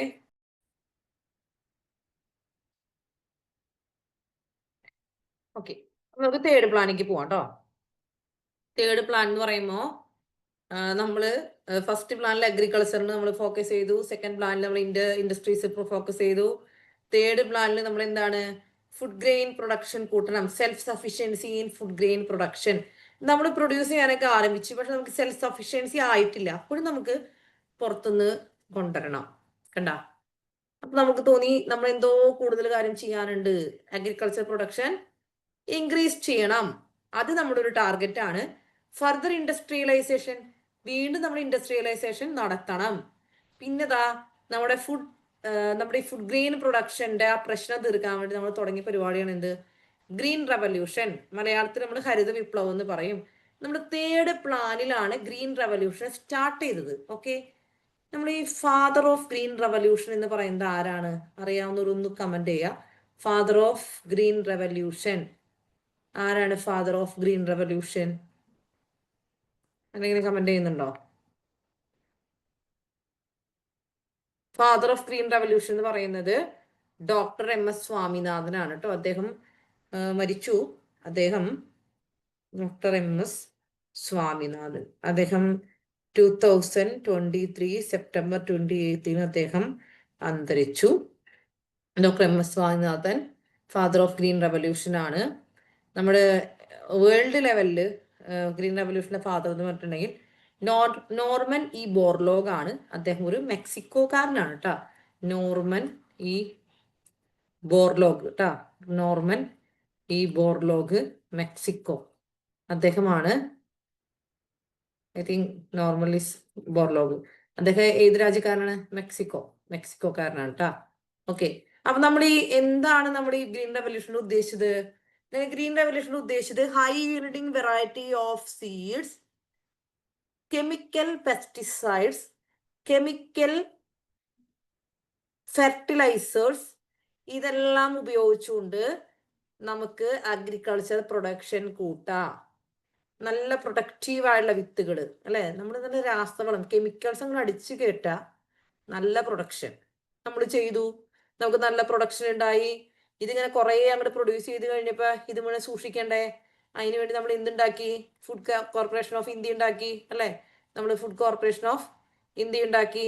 okay. Food corporation of India ഉണ്ടാക്കിയിട്ട് നമ്മൾ എന്ത് ചെയ്തു? Okay. Food corporation of India ഉണ്ടാക്കിയിട്ട് ഫുഡ് കോർപ്പറേഷൻ ഓഫ് ഇന്ത്യ എന്ത് ചെയ്തു? ഫുഡ് കോർപ്പറേഷൻ ഓഫ് ഇന്ത്യ ഈ സംഭവം എല്ലാം സ്റ്റോർ ചെയ്യും. നമുക്ക് എക്സസ് ആയിട്ട് കിട്ടിയ എല്ലാ സാധനങ്ങളും ആരെ സ്റ്റോർ ചെയ്യുന്നത്? ഫുഡ് കോർപ്പറേഷൻ ഓഫ് ഇന്ത്യ ആണ്. ഓക്കെ. അപ്പോൾ 1965 നമ്മൾ ആ സംഭവം കൊണ്ടുവന്നു കേട്ടോ. ഫുഡ് കോർപ്പറേഷൻ ഓഫ് ഇന്ത്യ 1965 നമ്മൾ ആരംഭിച്ചു. ഓക്കെ. ഈ നമ്മുടെ ഈ കെമിക്കൽ പെസ്റ്റിസൈഡ്സും കെമിക്കൽ ഫെർട്ടിലൈസേഴ്സും ഒക്കെ ഭയങ്കരമായിട്ട് ഇൻറ്റൻസീവായിട്ട് യൂസ് ചെയ്തിട്ട് പിന്നെ നമ്മുടെ സോയിൽ ഫെർട്ടിലിറ്റി ഒക്കെ നഷ്ടപ്പെട്ടു. മനസ്സിലായി? അതുകൊണ്ട് ഇപ്പൊ നമ്മൾ ഒരു എവർഗ്രീൻ റെവല്യൂഷൻ ആണ് പറയുന്നത്. അതായത് നമുക്ക് കൂടുതലായിട്ടും നമ്മുടെ ബയോ ഫെർട്ടിലൈസേഴ്സ് ഒക്കെ ഉപയോഗിച്ചിട്ടുള്ള ഒരു എവർഗ്രീൻ റെവല്യൂഷനെ കുറിച്ചിട്ടാണ് നമ്മളിപ്പോ സംസാരിച്ചുകൊണ്ടിരിക്കുന്നത്. ഓക്കെ. അപ്പൊ ഫുഡ് കോർപ്പറേഷൻ ഓഫ് ഇന്ത്യ വന്നു. നമ്മുടെ എക്സസ് ആയിട്ടുള്ള ഫുഡ് ഗ്രെയിൻസ് എല്ലാം അവർ കളക്ട് ചെയ്യും. ബഫർ സ്റ്റോക്ക് എന്ന് അതിനെ പറയും. അത് നമ്മുടെ റേഷൻ കടകൾ വഴിയായിട്ടാണ് നമ്മുടെ ആളുകൾക്ക് ഡിസ്ട്രിബ്യൂട്ട് ചെയ്യുന്നത്. പിന്നെ കുറെ നമ്മൾ എന്ത് ചെയ്യും? നമ്മൾ എക്സ്പോർട്ട് ചെയ്യുന്നുണ്ട്. അപ്പൊ അത് നേരിട്ട് നമ്മുടെ ഈ ഫാർമേഴ്സിന്റെ കയ്യിൽ നിന്നൊക്കെ കളക്ട് ചെയ്യുന്ന ഒരു പരിപാടിയൊക്കെ ആരംഭിച്ചു. മനസ്സിലായി? അപ്പൊ തേർഡ് പ്ലാനിൽ നമ്മുടെ green revolution 1965 food corporation of India വന്നു. Then national dairy development board 1965 നമ്മൾ ഫോം ചെയ്തു. ഇത് എവിടെയാണെന്നറിയാമോ? ആനന്ദ് എന്ന് പറയുന്ന സ്ഥലമുണ്ട്. അത് എവിടെയാന്ന് ചോദിച്ചാൽ ഗുജറാത്തിലാണ്. നമ്മുടെ അമുൽ ബ്രാൻഡ് നിങ്ങൾ കേട്ടിട്ടുണ്ടാവും. അമുൽ ഐസ്ക്രീം എന്തായാലും അറിയാത്തവരുണ്ടാവില്ല. ഗുജറാത്തിൽ ആനന്ദിലാണ് നാഷണൽ ഡയറി ഡെവലപ്മെന്റ് ബോർഡ് നമ്മൾ ആരംഭിച്ചത്. അമുൽ ബ്രാൻഡൊക്കെ ആരംഭിച്ചത് ഇതിൽ നിന്നാണ്. അപ്പൊ ഇതിന് നേതൃത്വം കൊടുത്ത വ്യക്തി ആരാന്ന് ചോദിച്ചാൽ doctor Varghese Kurian. He was A Malayali. നമ്മള് ഓപ്പറേഷൻ ഫ്ലഡ് എന്നൊക്കെ ചിലപ്പോൾ കേട്ടിട്ടുണ്ടാവും. അത് മിൽക്ക് റെവല്യൂഷൻ ആണ്, ധവള വിപ്ലവം മലയാളത്തിൽ. അതിനൊക്കെ ഫാദർ എന്ന് പറയുന്നത് വർഗീസ് കുര്യൻ ആണ്. ഇനി തേർഡ് പ്ലാനിന്റെ സമയത്ത് ഇന്ത്യയിൽ ഫസ്റ്റ് എമർജൻസി പ്രഖ്യാപിച്ചു, ഡിക്ലെയർ ചെയ്തു 1962. അത് ഈ പ്ലാനിന് ഒരു ക്ഷീണം ഉണ്ടാക്കി. നിങ്ങൾക്ക് എന്താ എമർജൻസി എന്ന് അറിയാമോ? എമർജൻസി എന്ന് പറയുമ്പോൾ നമ്മുടെ ഫണ്ടമെന്റൽ റൈറ്റ്സ് ഒക്കെ സസ്പെൻഡ് ചെയ്യും. നമ്മുടെ ഏകദേശം നമ്മുടെ ഈ കോവിഡ് സമയത്ത് പുറത്തിറങ്ങാൻ പാടില്ല, കൂട്ടം കൂടാൻ പാടില്ല, പരിപാടി ചെയ്യാൻ പാടില്ല, അങ്ങനത്തെ കുറെ പരിപാടി ഉണ്ടായില്ലേ? ഏകദേശം അങ്ങനെ ഇരിക്കും. പക്ഷെ നമുക്ക് അഭിപ്രായം പറയാം. ഇത് നമുക്ക് അഭിപ്രായം പറയാൻ പാടില്ല. പത്രങ്ങളുടെ എഡിറ്റോറിയൽ പോലും എഴുതാൻ പാടില്ലാത്ത അവസ്ഥയായിരുന്നു. അതാണ് എമർജൻസി എന്ന് പറഞ്ഞ സിറ്റുവേഷൻ വരുന്നത്. നാഷണൽ എമർജൻസി പ്രഖ്യാപിക്കേണ്ടി വന്നു. അതിന് കാരണങ്ങൾ ഉണ്ടായിരുന്നു. അതായത് ഒന്ന് ഇൻഡോ ചൈന വാർ വന്നു. 1962 ഇൻഡോ പാക് വാർ വന്നു. 1965 high inflation, famine. High inflation എല്ലാത്തിനും വില കൂടാ. ഇൻഫ്ലേഷൻ എന്ന് പറയുമ്പോൾ ഫാമിൻ വന്നു. അത് കാരണം തേർഡ് പ്ലാൻ നമുക്ക് സക്സസ്ഫുൾ ആവാൻ പറ്റിയില്ല. നമുക്കത് ഓൾമോസ്റ്റ് ഫെയിലിയർ ആയിരുന്നു. നമ്മൾ ഇതൊക്കെ തുടങ്ങി വെച്ചു, പക്ഷെ നമുക്ക് സക്സസ്ഫുൾ ആവാനായിട്ട് പറ്റിയില്ല. ഓക്കെ. ഇനി ഈ തേർഡ് പ്ലാൻ കഴിഞ്ഞപ്പോൾ നമ്മൾ പറഞ്ഞു ഇത് ഫെയിലിയർ ആയിരുന്നു. അപ്പൊ നമുക്ക് അടുത്ത പ്ലാൻ ഉടനെ സ്റ്റാർട്ട് ചെയ്യാൻ പറ്റില്ല. ദെൻ ഒരു 67 നമ്മുടെ തേർഡ് പ്ലാനിന്റെ വർഷം ഏതായിട്ട് വരും? 1961 നമ്മള് 1961 66 അല്ലേ വരാ? സെക്കൻഡ് പ്ലാനിന്റെ ഇയർ ഏതായിരുന്നു? ഓർമ്മയുണ്ടാ? സെക്കൻഡ് പ്ലാൻ നമുക്ക് 1956 1961 ആണ്. ഓക്കെ. 1961-66 ആണ് കേട്ടാ. 1961-66 ഈ സമയത്തുണ്ടല്ലോ, ഈ 66-67 നമ്മുടെ ഇന്ദിരാഗാന്ധി എന്തായി, ആള് ഇന്ത്യയുടെ പ്രധാനമന്ത്രിയായിട്ട് വന്നു. ആ സമയത്ത് പ്ലാനൊന്നും നമുക്ക് ചെയ്യാൻ പറ്റണില്ല. അതുകൊണ്ട് തന്നെ എന്ത് ചെയ്തു, നമ്മളൊരു പ്ലാൻ ഹോളിഡേ അങ്ങ് പ്രഖ്യാപിച്ചു. കണ്ടാ? അപ്പൊ എന്തുകൊണ്ടാണ് നമുക്ക് അവിടെ പ്ലാൻ ചെയ്യാൻ പറ്റാണ്ട് പോയത്? നമുക്ക് യുദ്ധം വന്നല്ലോ. ചൈനയുമായിട്ട് യുദ്ധം വന്നു, പാകിസ്ഥാനായിട്ട് യുദ്ധം വന്നു. നമ്മുടെ പ്രധാനപ്പെട്ട കാര്യം ഇവിടെ സംഭവിച്ചത് ഇതാണ്, diversion of fund from development to defence. അല്ലെ, നമ്മുടെ ആളുകൾക്ക് ഡെവലപ്മെന്റിന് ഉപയോഗിക്കുന്ന ഫണ്ടൊക്കെ എവിടേക്ക് പോയി? ഡിഫൻസിലേക്ക് പോയി. അല്ലെ, ആർമിക്ക് ശമ്പളം കൊടുക്കണം, അവർക്ക് വേണ്ട ഫെസിലിറ്റീസ് വേണം, അവർക്ക് വേണ്ട ആയുധങ്ങൾ, കാര്യങ്ങൾ, ആംസ് എല്ലാം വേണം. അപ്പൊ അതിലോട്ട് പോയി. അപ്പൊ നമുക്ക് അഗ്രികൾച്ചർ പ്രൊഡക്ഷൻ പിന്നോക്കായി. And that plan was failure. Then we went for a plan holiday from 1966 to 69. ഇത് ആരുടെ കാലഘട്ടത്തിലായിരുന്നു? ഇന്ദിരാഗാന്ധി. അല്ലേ, ഇന്ദിരാഗാന്ധി. ഓക്കെ. അപ്പൊ ഇത് നമുക്ക് എന്താണ് 3 ആനുവൽ പ്ലാൻസ് ആയിരുന്നു. നമ്മൾ 67-68 കാലഘട്ടത്തിൽ ഗ്രീൻ റവല്യൂഷൻ അത് നടന്നിട്ടുണ്ടായിരുന്നു. ഓക്കെ. ദെൻ നമ്മൾ 4th പ്ലാൻ വന്നു. 1969 തൊട്ട് 74 വരെ നമുക്ക് എന്താ വന്നേ? 4th പ്ലാൻ വന്നു. ഇത് അറിയപ്പെട്ടിട്ടുണ്ട് ഗാഡ്ഗിൽ സ്ട്രാറ്റജി എന്നായിരുന്നു. നമ്മൾ ഫസ്റ്റ് പ്ലാനിൽ നമ്മൾ പറഞ്ഞു അത് ഹരോൾഡ് ഡോമർ പ്ലാൻ ആണ്. സെക്കൻഡ് പ്ലാനിൽ നമ്മൾ പറഞ്ഞു അത് മഹലനോബിസ് മോഡലാണ്. 4th പ്ലാനിൽ നമ്മൾ പറയുന്നു ഗാഡ്ഗിൽ സ്ട്രാറ്റജി ആണ്. ഓക്കെ. ഇതിൽ നമ്മൾ പ്രധാനമായിട്ട് ഗ്രോത്ത് വിത്ത് സ്റ്റെബിലിറ്റി, അതായത് നമ്മൾ സ്റ്റേബിൾ ആയിട്ടുള്ള ഗ്രോത്ത്. നമ്മൾ ഗ്രോത്ത് ഇങ്ങനെ താഴ്ത്തോട്ട് പോകരുത്. നമ്മൾ ഒന്നെങ്കിൽ ഇങ്ങനെങ്കിലും നിൽക്കണം, അല്ലെങ്കിൽ എന്ത് ചെയ്യണം, മുകളിലോട്ട് പോകണം. ഓക്കെ. പിന്നെ നമ്മൾ സെൽഫ് റിലയൻസ്, അല്ലേ, നമ്മൾ എന്താണ്, നോ ഡിപ്പെൻഡൻസ് ഓൺ അതേഴ്സ്, അതാണ് നമ്മൾ ചിന്തിച്ചത്. ദെൻ ഫസ്റ്റ് ബാങ്ക് നാഷണലൈസേഷൻ വന്നു. അതിന്റെ ഇയർ ഞാൻ പറഞ്ഞുതരാം. 1969 ഫസ്റ്റ് ബാങ്ക് നാഷണലൈസേഷൻ ചെയ്ത വ്യക്തി ആരാന്ന് ചോദിച്ചാൽ അത് ഇന്ദിരാഗാന്ധിയാണ്. ദെൻ അതിനകത്ത് ബാങ്ക് നാഷണലൈസേഷൻ എന്ന് പറഞ്ഞാൽ എന്താ, ഈ ബാങ്കുകളൊക്കെ ഗവൺമെന്റ് ഉടമസ്ഥതയിലാവണം ചെയ്യണേ. ഇത് ഗവൺമെന്റ് ബാങ്കുകളെ നിയന്ത്രിക്കുക. SBI ഒക്കെ നാഷണലൈസ്ഡ് ബാങ്കാണ്, അല്ലെ. അപ്പൊ 1969 എത്ര ബാങ്ക് നാഷണലൈസ് ചെയ്തെന്ന് ചോദിച്ചാൽ 14 ബാങ്ക്സ് ആണ് കേട്ടാ. 14 banks were nationalised in 1969 by prime minister Indira Gandhi. Okay. ഇനി ഇതിന്റെ ഒബ്ജക്റ്റീവ്സ് എന്താണ്? ഗ്രീൻ റവല്യൂഷൻ കൂടുതൽ ആക്റ്റീവ് ആക്കുക. ദെൻ സെക്കൻഡ് ഒബ്ജക്റ്റീവ് വാസ് എന്താണ്? ഗ്രീൻ റവല്യൂഷനോട് നമ്മൾ ഉണ്ടാക്കുന്ന എക്സസ് ആയിട്ടുള്ള ഫുഡ് ഗ്രെയിൻസ് ഒക്കെ ബഫർ സ്റ്റോക്ക് ആയിട്ട് നമ്മൾ സ്റ്റോർ ചെയ്യുന്നു. ദെൻ വൈറ്റ് റവല്യൂഷൻ, ഇത് എന്താണ്? മിൽക്ക് പ്രൊഡക്ഷനുമായിട്ട് ബന്ധപ്പെട്ട മിൽക്ക് റവല്യൂഷൻ എപ്പോഴാണ് സ്റ്റാർട്ട് ചെയ്തത്? നമ്മുടെ 4th പ്ലാനിന്റെ സമയത്താണ്. ഇപ്പൊ ഞാനൊരു കാര്യം ചോദിക്കട്ടെ, ഫാദർ ഓഫ് വൈറ്റ് റവല്യൂഷൻ ആരാണ് എന്ന് പറഞ്ഞേ? നമ്മൾ പറഞ്ഞു മലയാളിയായ ഫാദർ ഓഫ് വൈറ്റ് റവല്യൂഷൻ പറയണോ? Father of white revolution in India, നമ്മൾ അമുൽ ബ്രാൻഡൊക്കെ തുടങ്ങിയ നമ്മുടെ സ്വന്തം വന്നിട്ടുണ്ട്. Yes, GR doctor Varghese Kurian. Doctor Varghese Kurian ടാ, ഡോക്ടർ വർഗീസ് കുര്യൻ. യെസ്. പിന്നെ നമ്മൾ എന്താണ്, നമ്മുടെ ഡിഫൻസ് എക്സ്പെൻഡിച്ചർ നമ്മൾ തോന്നി നമ്മുടെ സൈന്യത്തിലേക്ക് നമ്മൾ കുറെ ഡിഫൻസ് എക്സ്പെൻഡിച്ചർ കൊടുക്കണം, അല്ലെ. നമ്മുടെ കയ്യിൽ ലിയോക്കാടിയൊക്കെ ഉത്തരം പറഞ്ഞു കേട്ടോ. അൽമയ, ഓക്കെ, വെരി ഗുഡ്. ഏഞ്ചൽ എല്ലാവരും പറഞ്ഞിട്ടുണ്ട്, വെരി ഗുഡ്. ഡിഫൻസ് എക്സ്പെൻഡിച്ചർ കൂട്ടണം. നമ്മൾ ഡിഫൻസ് എക്സ്പെൻഡിച്ചർ നന്നായി ചെയ്തതുകൊണ്ടാണ് ഓപ്പറേഷൻ സിന്ദൂർ വന്നപ്പോൾ ഇന്ത്യയുടെ കയ്യിലുള്ളതൊക്കെ എടുത്ത് ഇന്ത്യ പ്രയോഗിച്ചു, അല്ലെ. ഇന്ത്യയുടെ കയ്യിലുള്ള എല്ലാ സാധനങ്ങളും ഇന്ത്യ എടുത്ത് നന്നായിട്ട് പ്രയോഗിച്ചു. നമ്മൾ കാലങ്ങൾ കൊണ്ട് ഉണ്ടാക്കിയെടുത്ത ഈ ഡിഫൻസ് ഒക്കെ നമ്മൾ ഇത്രയും ഡെവലപ്പായി എടുത്തത് എങ്ങനെയാ? നമ്മൾ കുറെ കാലങ്ങൾ കൊണ്ട് നമുക്ക് ഉണ്ടായി വന്നതാണ്. ഓക്കെ. നമുക്ക് പ്ലാനിലേക്ക് പോവാൻ 12 പ്ലാൻ നമുക്ക് പറയാനുണ്ട്, അല്ലെ. 5th പ്ലാൻ 74-79 ഇതിന്റെ പ്രത്യേകത എന്താണെന്ന് അറിയോ? നമ്മള് കാലാവധി തീർക്കാത്ത ഫസ്റ്റ് പ്ലാൻ അത്. അതായത് ഇതിന്റെ പീരീഡ് കംപ്ലീറ്റ് ചെയ്യാൻ പറ്റിയില്ല. ഫസ്റ്റ് എന്താണ്? ഇൻകംപ്ലീറ്റ് പ്ലാൻ എന്ന് വെച്ചാൽ ഏതാ? ഈ 5th പ്ലാൻ ആണ്. ഓക്കെ. നമ്മൾ ഇതിനകത്തൊരു സ്ലോഗൻ ഉണ്ടായിരുന്നു, ഗരീബി ഹട്ടാവോ, അതായത് പോവർട്ടി ഇറാഡിക്കേഷൻ ആണ് നമ്മൾ ചിന്തിച്ചത്. Poverty abolition of poverty. കണ്ടില്ലേ ഇവിടെ, റിമൂവൽ ഓഫ് പോവർട്ടി. 5th പ്ലാനിന്റെ മെയിൻ എയിം എന്താണ്? റിമൂവൽ ഓഫ് പോവർട്ടി ആണ് 5th പ്ലാനിന്റെ മെയിൻ എയിം എന്ന് പറയുന്നത്. പ്രധാനപ്പെട്ട മറ്റൊരു പരിപാടിയാണ് ഫുഡ് ഫോർ വർക്ക് പ്രോഗ്രാം.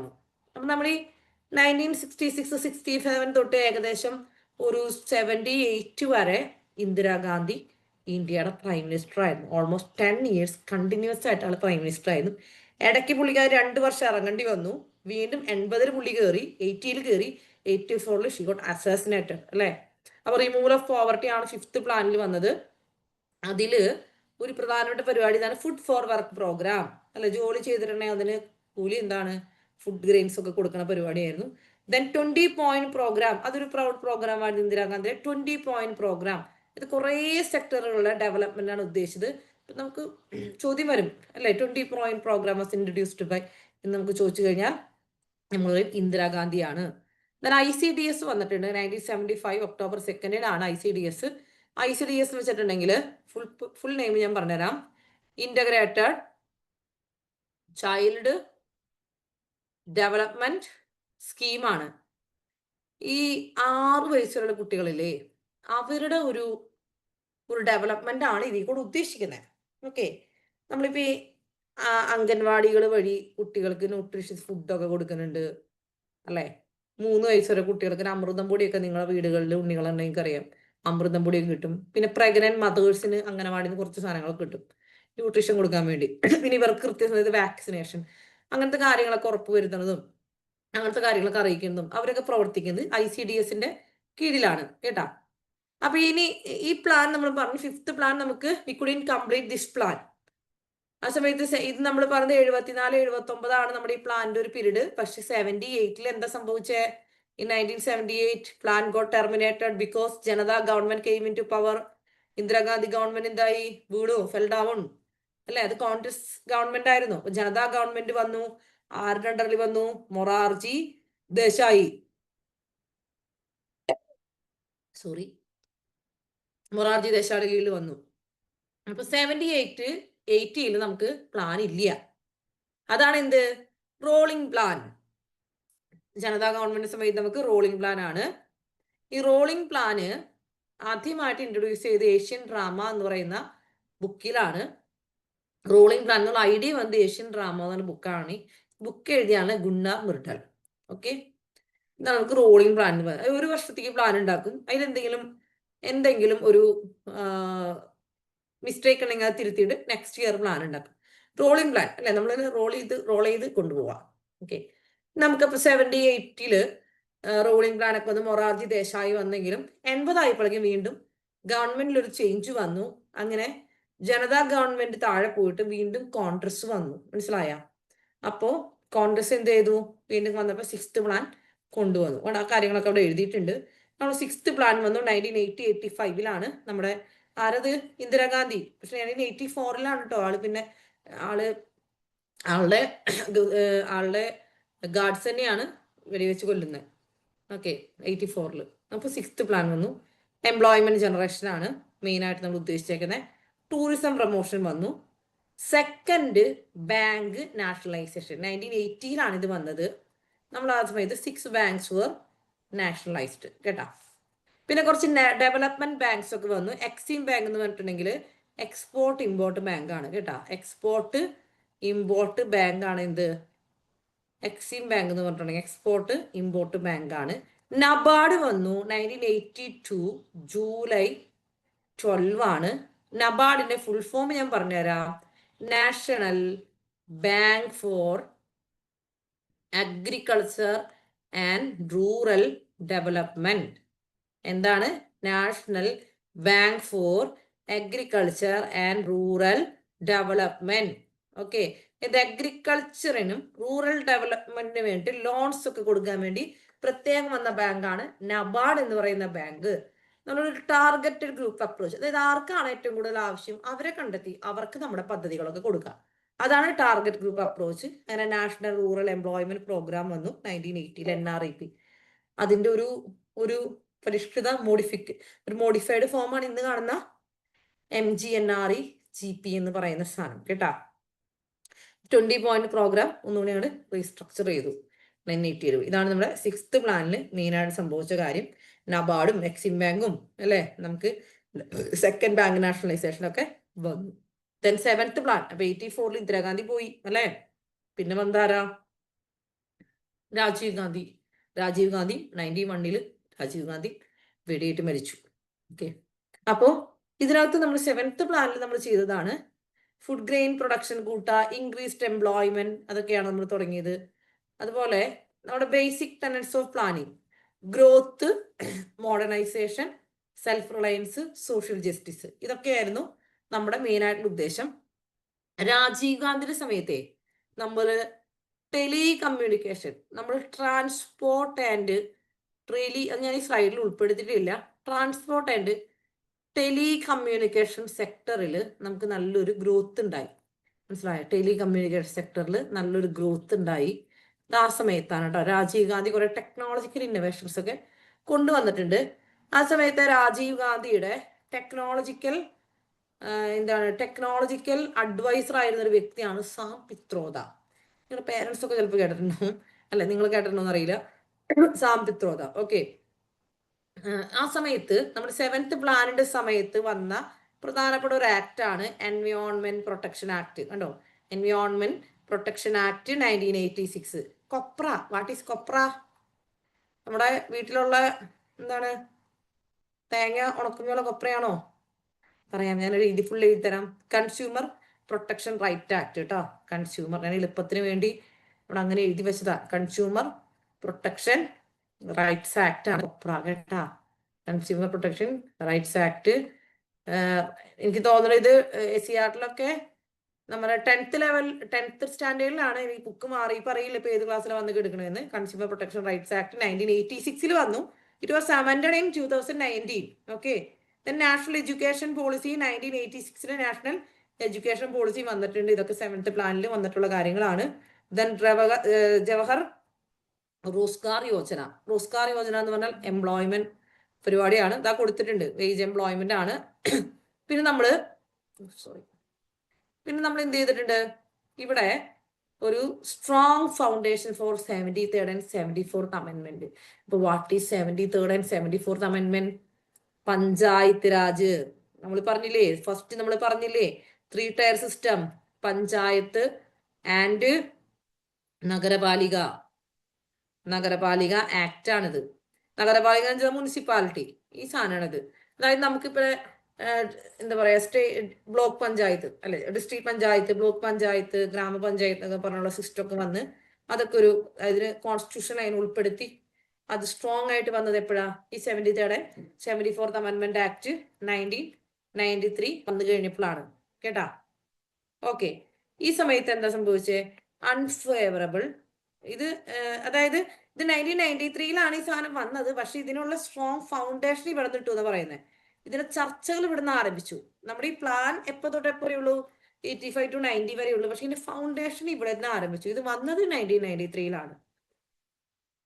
ഈ പ്ലാൻ കഴിഞ്ഞപ്പോഴത്തേനും ഇന്ത്യയുടെ അവസ്ഥ വളരെ മോശമായിരുന്നു.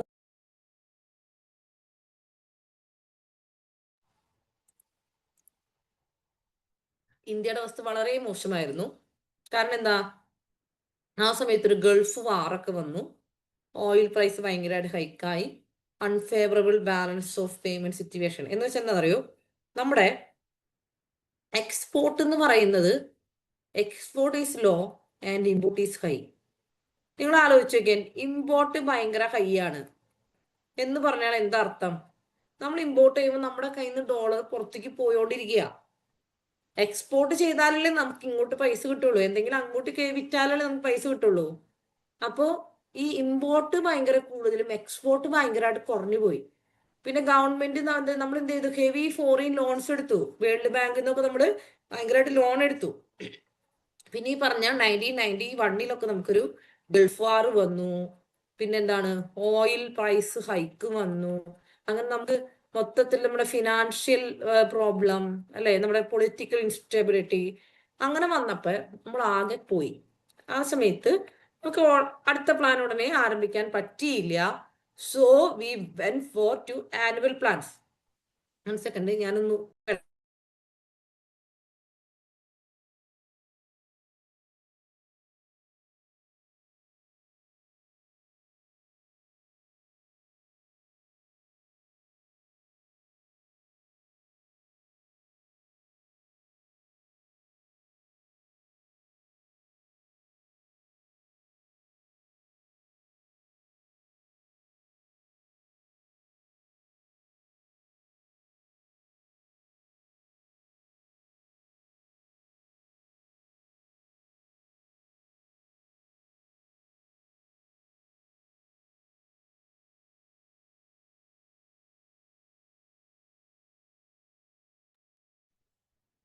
Okay, thank U.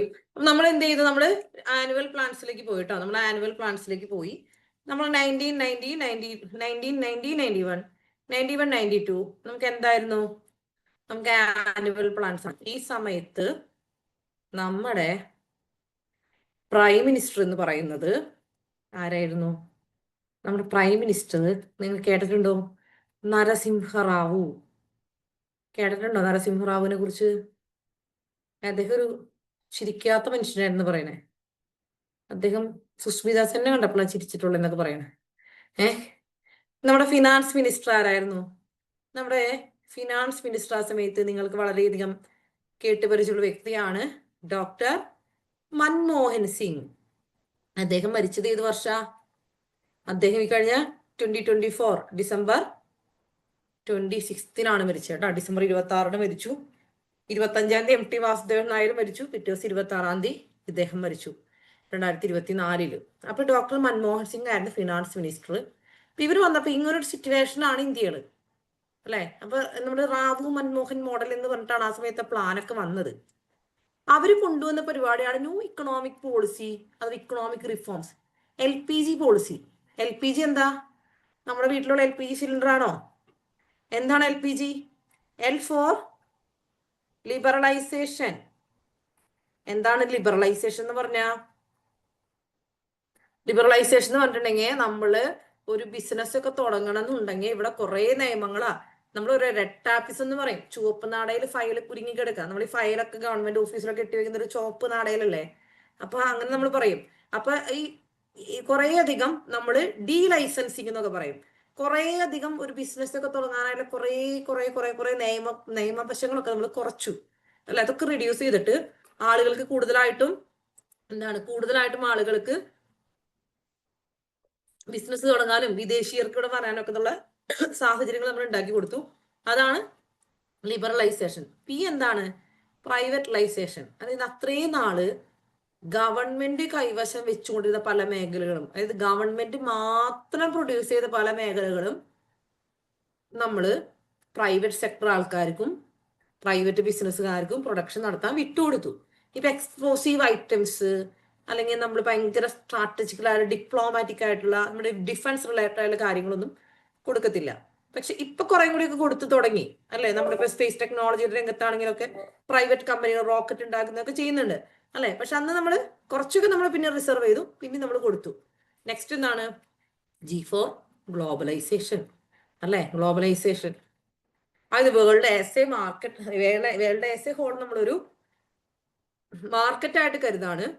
അതായത് movement of labour, capital, technology etcetera without border അല്ലെ. നമ്മളൊരു ഇന്റർ കണക്റ്റഡ്നെസ് ആണ് ഗ്ലോബലൈസേഷൻ എന്ന് പറഞ്ഞിട്ടുണ്ടെങ്കിൽ. അപ്പൊ ആ ഒരു പരിപാടി കൊണ്ടുവന്നത് ആരുടെ സമയത്താണ്? ഡോക്ടർ മൻമോഹൻ സമയത്താണ് അല്ലെ. Indian economy opened for globalisation. അപ്പൊ അങ്ങനെ നമ്മള് ആ സമയത്ത് ഈ ആനുവൽ പ്ലാന്റെ സമയത്താണ് LPG പോളിസീസ് ഒക്കെ കൊണ്ടുവരുന്നത്. ആ സമയത്ത് നമുക്കൊരു BOP ക്രൈസിസ് ഉണ്ടായിരുന്നു, ബാലൻസ് ഓഫ് പേയ്മെന്റ് സിറ്റുവേഷൻ. അത് ഞാൻ പറഞ്ഞ കാര്യം ഇതാണ്. എക്സ്പോർട്ട് വാസ് ലോ ആൻഡ് നമ്മുടെ ഇമ്പോർട്ട് വാസ് ഹൈ. അപ്പൊ അതാണ് നമ്മുടെ ബാലൻസ് ഓഫ് പേയ്മെന്റ് ക്രൈസിസ് എന്ന് പറയുന്നത്. ബാലൻസ് ഓഫ് പേയ്മെന്റ് എന്ന് പറയുമ്പോൾ നമ്മുടെ ഇന്ത്യയും മറ്റ് രാജ്യങ്ങളുമായിട്ടുള്ള നമ്മുടെ ട്രേഡ് ഉണ്ടല്ലോ, അതിന്റെ ഒരു ബാലൻസ് ഷീറ്റ് ആണ് നമ്മുടെ ഈ BOP എന്നൊക്കെ പറഞ്ഞിട്ടുണ്ടെങ്കിൽ. ഓക്കെ, നമ്മുടെ ആനുവൽ പ്ലാൻസ് കഴിഞ്ഞിട്ട് പിന്നെ നമ്മൾ 8th പ്ലാൻ സ്റ്റാർട്ട് ചെയ്തു. നമ്മുടെ 8th പ്ലാൻ അറിയപ്പെട്ടത് എന്താണ്? മൻമോഹൻ മോഡൽ എന്നറിയപ്പെട്ടതാണ്. നമ്മുടെ മൻമോഹൻ സിംഗ് അല്ലെ. നമ്മുടെ മൻമോഹൻ സിംഗിന്റെ മൻമോഹൻ മോഡൽ എന്നറിയപ്പെട്ടിരുന്ന ഒരു പദ്ധതിയായിരുന്നു. LPG പോളിസീസ് നമ്മൾ വളരെ കൃത്യമായിട്ട് ചെയ്തു. ഓക്കെ, നമുക്കൊരു സ്ട്രക്ചറൽ ട്രാൻസ്ഫോർമേഷൻ ആയിരുന്നു. സ്ട്രക്ചറൽ ട്രാൻസ്ഫോർമേഷൻ എന്ന് പറഞ്ഞാൽ എന്താ? LPG പോളിസീസ് തന്നെ കണ്ട. പണ്ട് നമ്മൾ ചെയ്തത് എന്താ? സെൻട്രലി പ്ലാൻഡ് ഇക്കോണമി ആയിരുന്നു. അവിടുന്ന് നമ്മൾ എവിടേക്ക് പോയി? നമ്മള് മാർക്കറ്റ് ലെഡ് ഇക്കോണമിയിലേക്ക് പോയി. മനസ്സിലായോ? മാർക്കറ്റ് ലെഡ് ഇക്കോണമി എന്ന് പറഞ്ഞിട്ടുണ്ടെങ്കിൽ അതായത് നമ്മൾ പ്രൈവറ്റ് സെക്ടർ ആൾക്കാർക്ക്, വിദേശത്തുള്ള ആളുകൾക്ക് ഇവിടെ വന്നിട്ട് ബിസിനസ് തുടങ്ങാം, ഇവിടെ വന്നിട്ട് ഫാക്ടറി ആരംഭിക്കാം അല്ലെ. നമ്മുടെ ഇവിടെ തന്നെ ഇൻഡസ്ട്രിയലിസ്റ്റുകൾക്ക് പല മേഖലകളിലും ബിസിനസ്സും ഇൻഡസ്ട്രീസും ഫാക്ടറീസ് എല്ലാം സ്റ്റാർട്ട് ചെയ്യാം. അപ്പൊ അവർക്ക് ഇഷ്ടമുള്ള സാധനങ്ങൾ അവർക്ക് ഉൽപ്പാദിപ്പിക്കാം. ആ ഒരു രീതിയിലോട്ട് വന്നപ്പോൾ അതൊരു മാർക്കറ്റ് ലെഡ് എക്കോണമി ആയി. അതായത് ഗവൺമെന്റ് കൺട്രോള്, മിനിമം ആയിട്ട് പറയും. അതാണ് നമ്മൾ പറയുന്നത് reduction of the role of the public sector undertakings അല്ലെ. അങ്ങനെയാണ് നമ്മൾ ഈ അംബാനിമാരും അദാനിമാരൊക്കെ അതുപോലുള്ള ആളുകളൊക്കെ വളർന്നു വരാൻ കാരണം. ഓക്കെ, ഈ ഒരു പ്ലാനിന്റെ സമയത്ത് മെയിൻ ആയിട്ട് സംഭവിച്ച കാര്യമാണ് നാഷണൽ സ്റ്റോക്ക് എക്സ്ചേഞ്ച് 1992 വന്നു. പാർട്ടി സ്റ്റോക്ക് എക്സ്ചേഞ്ച് പേപ്പറിൽ കാണുന്നുണ്ടാവും. നിഫ്റ്റി താണു, ഉയർന്നു, സെൻസെക്സ് ഇതൊക്കെ കാണുന്നുണ്ടാവും. സ്റ്റോക്ക് എക്സ്ചേഞ്ചിന്റെ ഇൻഡെക്സുകളാണ് അതൊക്കെ. നമ്മൾ പറഞ്ഞ ഇൻഡസ്ട്രീസ് വളരെയധികം ആക്റ്റീവായി. പ്രൈവറ്റ് സെക്ടർ ആളുകൾക്ക് ധാരാളം ഇൻഡസ്ട്രീസ് സ്റ്റാർട്ട് ചെയ്യാം. അപ്പൊ അവർക്ക് വേണ്ട ക്യാപിറ്റൽ ഇൻവെസ്റ്റ്മെന്റ് വേണം. അവർക്കാണ് പണം വേണ്ടേ.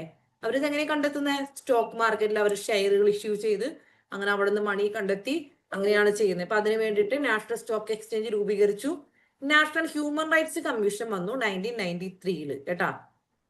ഓക്കെ, നമ്മുടെ പഞ്ചായത്ത് രാജ് ആക്ട് 1994 ഏപ്രിൽ 24 വന്നു. ഈ ഏപ്രിൽ 24 എന്ന് പറയുന്നത് എന്താണെന്നറിയോ? നാഷണൽ പഞ്ചായത്ത് രാജ് ഡേ ആണ്. ഒന്ന് ഓർത്ത് വെച്ചോ. അപ്പം നമ്മൾ കഴിഞ്ഞ പ്ലാനിൽ സ്ട്രോങ് ഫൗണ്ടേഷൻ ഇട്ട ആ പഞ്ചായത്ത് രാജ് വന്നത് എന്നാ? ഈ പ്ലാൻ 8ാമത്തെ പ്ലാനില നാഷണൽ പഞ്ചായത്ത് രാജ് ഡേ ആണ്, ഏപ്രിൽ 24. പിന്നെ ഇന്ത്യ WTO എന്ന് വെച്ചാൽ എന്താ? വേൾഡ് ട്രേഡ് ഓർഗനൈസേഷനിൽ ഇന്ത്യ മെമ്പറായി കേട്ടാ. വേൾഡ് ട്രേഡ് ഓർഗനൈസേഷനിൽ ഇന്ത്യ മെമ്പറായ വർഷമാണ് ജനുവരി 1, 1995. ഓക്കെ, അപ്പൊ ഇന്ത്യ നമ്മൾ വേൾഡിലെ മറ്റു രാജ്യങ്ങളായിട്ട് നമ്മൾ ഓപ്പൺ റിലേഷൻഷിപ്പ് ആണ്. അവർക്ക് ഇങ്ങോട്ട് വരാം, നമുക്ക് നമ്മുടെ പ്രൊഡക്റ്റ് നമുക്ക് അവിടെ കൊണ്ട് വിൽക്കാം, നമുക്ക് പുറത്തു പോയി ബിസിനസ് ചെയ്യാം. അപ്പൊ അതിനൊക്കെ വേണ്ടിയിട്ട് അതിനെല്ലാം കൺട്രോൾ ചെയ്ത് ഒരുമിച്ച് കൊണ്ടുപോകുന്ന, കോർഡിനേറ്റ് ചെയ്ത് കൊണ്ടുപോകുന്ന ഓർഗനൈസേഷൻ ഏതാണ്? WTO ആണ്. WTO ഹെഡ് ക്വാർട്ടേഴ്സ് എവിടെയാണെന്നറിയോ? WTO headquarters in Geneva. Geneva എവിടെയാണെന്നറിയോ? ജനീവ സ്വിറ്റ്സർലൻഡ് ആണ്. Geneva is in Switzerland. Okay, ഇനി 9th പ്ലാനില് 1997 to 2002 നമ്മുടെ 9th പ്ലാൻ വരുന്നു. അതിന്റെ എയിം എന്ന് പറയുന്നത് നമ്മൾ നേരത്തെ പറഞ്ഞ എയിം ഒക്കെ തന്നെയാണ് റിപ്പീറ്റ് ചെയ്ത് വരുന്നത്. Growth with social justice and equity, quality of life, നമ്മുടെ റീജിയണൽ ഇംബാലൻസസ് കുറയ്ക്കുക, എംപ്ലോയ്മെന്റ് ജനറേഷൻ, സെൽഫ് റിലയൻസ് ഒക്കെയാണ് നമ്മൾ പറയുന്നത്. ഒരു മെയിൻ സംഭവമാണ് കമ്മ്യൂണിറ്റി ബാങ്കിങ് അഥവാ സെൽഫ് ഹെൽപ്പ് ഗ്രൂപ്പ്. നമ്മുടെ കുടുംബശ്രീ പ്രസ്ഥാനങ്ങളില്ലേ, അവര് തന്നെ എല്ലാ ആഴ്ചയും കൊണ്ടുപോയിട്ട് അവരൊരു മണി അവിടെ അവരെല്ലാ ആഴ്ചയും വെക്കും. എന്നിട്ട് അവരിൽ നിന്ന് തന്നെ ആളുകൾക്ക് അവരെന്ത് ചെയ്യും? ആ പൈസയിൽ തന്നെ അവർ ലോൺ കൊടുക്കും. സെൽഫ് ഹെൽപ്പ് ഗ്രൂപ്പാണ്. അവർ തന്നെ അവരെ സഹായിക്കുക. അതുപോലെ ഇപ്പോൾ കുറെ മൈക്രോ ഫിനാൻസ് കമ്പനികളൊക്കെ വന്നിട്ടുണ്ട്. അവരെന്ത് ചെയ്യും? ഓരോ ഏരിയയിലും ഒരു 15-20 പേരൊക്കെ സംഘടിപ്പിച്ച് അവർക്ക് ലോൺ കൊടുക്കും. എല്ലാ ആഴ്ചയും ചിലപ്പോൾ 500 രൂപ വെച്ച് ഓരോരുത്തർ അടക്കേണ്ടി വരും അവർക്ക് കിട്ടുന്ന ലോൺ, എടുക്കുന്ന ലോൺ അനുസരിച്ച്. അപ്പൊ അവര് അത് ഒരാളത് അടച്ചില്ലെങ്കിൽ ആ ഗ്രൂപ്പിലുള്ള എല്ലാവരും ഉത്തരവാദിത്തമാണ് അയാളെ നിന്ന് വാങ്ങിച്ചടപ്പിക്കുക എന്നുള്ളത്. അപ്പൊ എല്ലാ ആഴ്ചയും അതിൽ നിന്ന് ആ മണി അവരിൽ നിന്ന് കളക്ട് ചെയ്ത് കൊണ്ടുപോകും. അപ്പൊ സെൽഫ് ഹെൽപ്പ് ഗ്രൂപ്പാണ്. അവർ ഗ്രൂപ്പായിട്ട് അവർ അങ്ങോട്ടും ഇങ്ങോട്ടും ഹെൽപ്പ് ചെയ്യുന്ന സംവിധാനങ്ങളാണ് അങ്ങനെയുള്ള കാര്യങ്ങളൊക്കെ. ഓക്കെ, അപ്പൊ അങ്ങനെയുള്ള സെൽഫ് ഹെൽപ്പ് ഗ്രൂപ്പിന്റെ പരിപാടിയൊക്കെ നമ്മൾ ഏത് വർഷം ആരംഭിച്ചു? നമ്മൾ 9th 5-year പ്ലാന്റെ സമയത്ത് ആരംഭിച്ചു കേട്ടോ. ഓക്കെ, അപ്പൊ നമ്മൾ ഈ 9th പ്ലാൻ അല്ലെ, 9th പ്ലാനിൽ നമ്മൾ കുറെ ബേസിക് മിനിമം സർവീസസ് നമ്മൾ മെയിൻ ആയിട്ട് നോക്കി. ഒന്ന് safe drinking water. Okay, safe drinking water നമ്മൾ നോക്കി. പിന്നെ primary health service. Primary health service എന്ന് വെച്ചാൽ എന്താ? നമുക്ക് പണ്ട് നമ്മുടെ നാട്ടിലൊക്കെ പ്രൈമറി ഹെൽത്ത് സെന്ററുകൾ ഉണ്ടായിരുന്നു. ചില സ്ഥലങ്ങളിലൊക്കെ ഉണ്ട്. അവിടെ പോയി നമുക്ക് അത്യാവശ്യം വാക്സിനേഷൻ, നമ്മുടെ ഇഞ്ചക്ഷൻ, അത്യാവശ്യം മരുന്നുകളും കാര്യങ്ങളൊക്കെ നമുക്ക് കിട്ടും. അപ്പൊ അങ്ങനെയുള്ള കാര്യങ്ങളൊക്കെ ആക്റ്റീവ് ആക്കുക. Universalisation of primary education. Primary education എല്ലാവർക്കും കിട്ടുന്ന രീതിയിലാക്കി എടുക്കുക. പിന്നെ public housing assistance to the shelter അല്ലെ. അതായത് പബ്ലിക് ഹൗസിംഗ് അസിസ്റ്റൻസ് എന്ന് പറഞ്ഞാൽ എല്ലാവർക്കും വീട് വെച്ചു കൊടുക്കുക. നമ്മൾ കുറെ ലക്ഷം വീട് പദ്ധതി, അങ്ങനെ ആ പദ്ധതി കുറെ പദ്ധതികൾ വന്നിട്ടുണ്ട്. ഓക്കെ, കുട്ടികൾക്ക് ന്യൂട്രീഷൻ സപ്പോർട്ട് കൊടുക്കുക. ഇപ്പൊ അംഗനവാടിയിലൊക്കെ ബിരിയാണി വരെ അല്ലെ. അതൊക്കെ ഗവൺമെന്റ് കുറെ പദ്ധതികൾ ഉൾപ്പെടുത്തി വരേണ്ട കാര്യങ്ങളാണ്. ഇനി connectivity to all villages and habitations. Connectivity എന്ന് പറയുമ്പോൾ എങ്ങനെയത്? റോഡ് കണക്ടിവിറ്റി അല്ലെ, റോഡ് കണക്ടിവിറ്റി. ഇപ്പയാണെങ്കിലോ ഇന്റർനെറ്റ് കണക്ടിവിറ്റി കൂടിയാണ് നമ്മൾ ഉദ്ദേശിക്കുന്നത്. പിന്നെ streamlining the public distribution system, നമ്മുടെ PDS. ഇതെന്താണെന്നറിയോ? PDS എന്ന് വെച്ചിട്ടുണ്ടെങ്കിൽ നമ്മുടെ റേഷൻ കടകളുണ്ടല്ലോ, റേഷൻ ഷോപ്പുകൾ വരെയുള്ള വിതരണമൊക്കെയാണ് ഉദ്ദേശിക്കുന്നത്. ഈ മേഖലകളൊക്കെ നമ്മൾ എംഫസൈസ് ചെയ്തു. ഇതിന്റെ പ്രത്യേകത എന്താ അറിയോ? ഈ 9th പ്ലാൻ വാസ്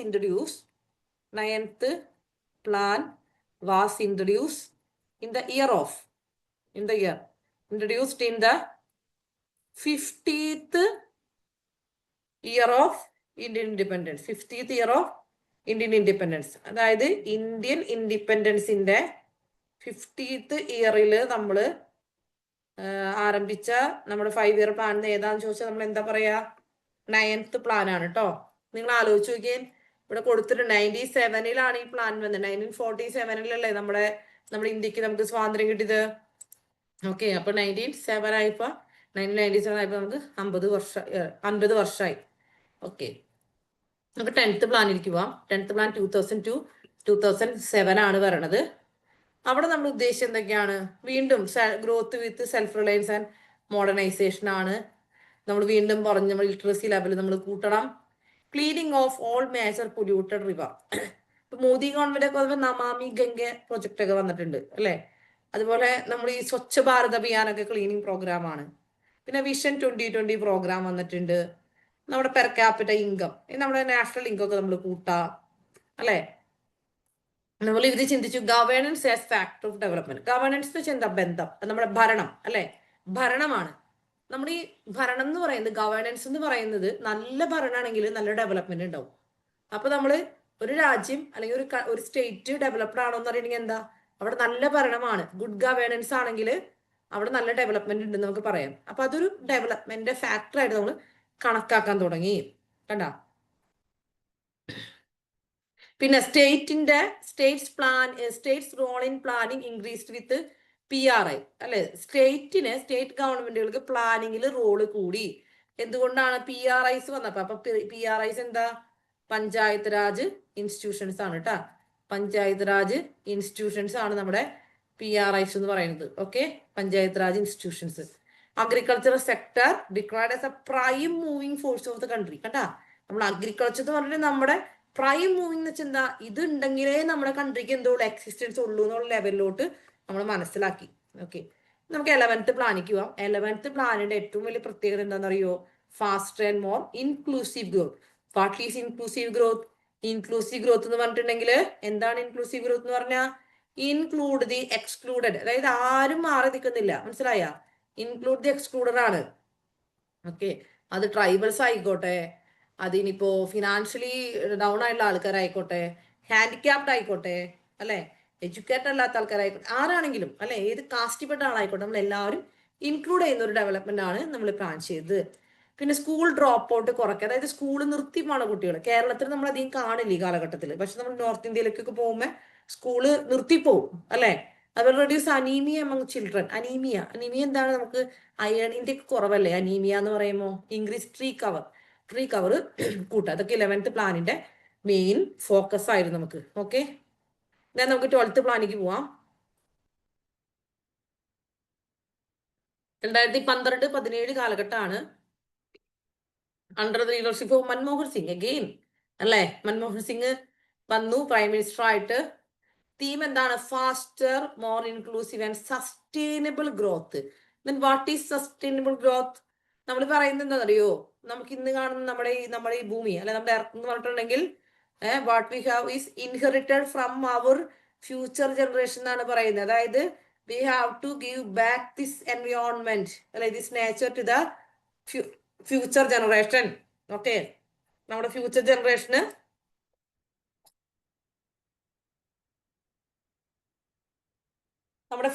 ജനറേഷന് നമ്മൾ തിരിച്ചു കൊടുക്കേണ്ടതാണ്. എന്ത്? നമ്മുടെ ഇന്ന് കാണുന്ന നമ്മുടെ എർത്ത് എന്ന് പറയുന്നത് നമ്മുടെ ഫ്യൂച്ചർ ജനറേഷൻ നമ്മൾ തിരിച്ചു കൊടുക്കേണ്ടതാണ് എന്നാണ് പറയുന്നത്. ഓക്കെ, അപ്പൊ എന്ത് ചെയ്യണം? നമ്മൾ ഇന്ന് കാണുന്ന നമ്മുടെ ഈ എൻവയോൺമെന്റ് എന്ന് പറയുന്നത് നമ്മൾ എങ്ങനെ സൂക്ഷിക്കണം? ഈ എൻവയോൺമെന്റ് എന്ന് പറയുന്നത് നമ്മൾ പ്രൊട്ടക്ട് ചെയ്യണം അല്ലെ. പ്രൊട്ടക്ട് ദ എൻവയോൺമെന്റ് ആണ് നമ്മൾ ചെയ്യേണ്ടത്. ഇനി നമ്മൾ ഇതിലൊരു 8% ഗ്രോത്ത് ടാർഗറ്റ് ചെയ്തിട്ടുണ്ടായിരുന്നു. പിന്നെ ഇലക്ട്രിസിറ്റി നമ്മൾ ഇംപ്രൂവ്മെന്റ് ഉദ്ദേശിച്ചായിരുന്നു. Coal import for thermal power plant നമ്മൾ ഈ പ്ലാനിൽ വന്നതാണ്. അത് ഇന്ത്യയിൽ നമ്മൾ ഇറക്കുമതി നമ്മുടെ കോൾ എന്ന് പറയുമ്പോൾ ഒരു സെക്കൻഡ് ക്വാളിറ്റി കോളാണ്. കോൾ എന്ന് വെച്ചാൽ എന്താ അറിയോ? കൽക്കരിയാണ്. ഇന്ത്യയിൽ നമ്മൾ പറയും ബിറ്റുമിനസ് കോളാണ് നമ്മൾ ഉത്പാദിപ്പിക്കുന്നത്. ബിറ്റുമിനസ് കോള് ഇതൊരു സെക്കൻഡ് ക്വാളിറ്റി ആണ്. നമ്മൾ ഫസ്റ്റ് ക്വാളിറ്റീസ് ആണ് നമ്മൾ തെർമൽ പവർ പ്ലാന്റ്. അവിടെ എന്താണ് തെർമൽ പവർ പ്ലാന്റ്? കൽക്കരി കത്തിച്ചിട്ട് വേണം ഇലക്ട്രിസിറ്റി പ്രൊഡ്യൂസ് ചെയ്യാൻ. അപ്പൊ അത് ഇമ്പോർട്ട് ചെയ്യാമെന്നുള്ളൊരു ധാരണ വന്നു. വാട്ടർ മാനേജ്മെന്റ് പോളിസി അല്ലെ, വാട്ടർ ഷെഡ് മാനേജ്മെന്റ്. അതായത് നമുക്കുള്ള നമ്മുടെ കുളങ്ങള് അല്ലെ, അതുപോലെയുള്ള വാട്ടർ ഷെഡ് മാനേജ്മെന്റ്, നമ്മുടെ വെറ്റ്ലാൻഡ്സ് എല്ലാം നമ്മൾ നല്ല രീതിയിൽ മാനേജ് ചെയ്യുന്നത് 12th പ്ലാനിന്റെ ഒരു പ്രധാനപ്പെട്ട ലക്ഷ്യമായിരുന്നു.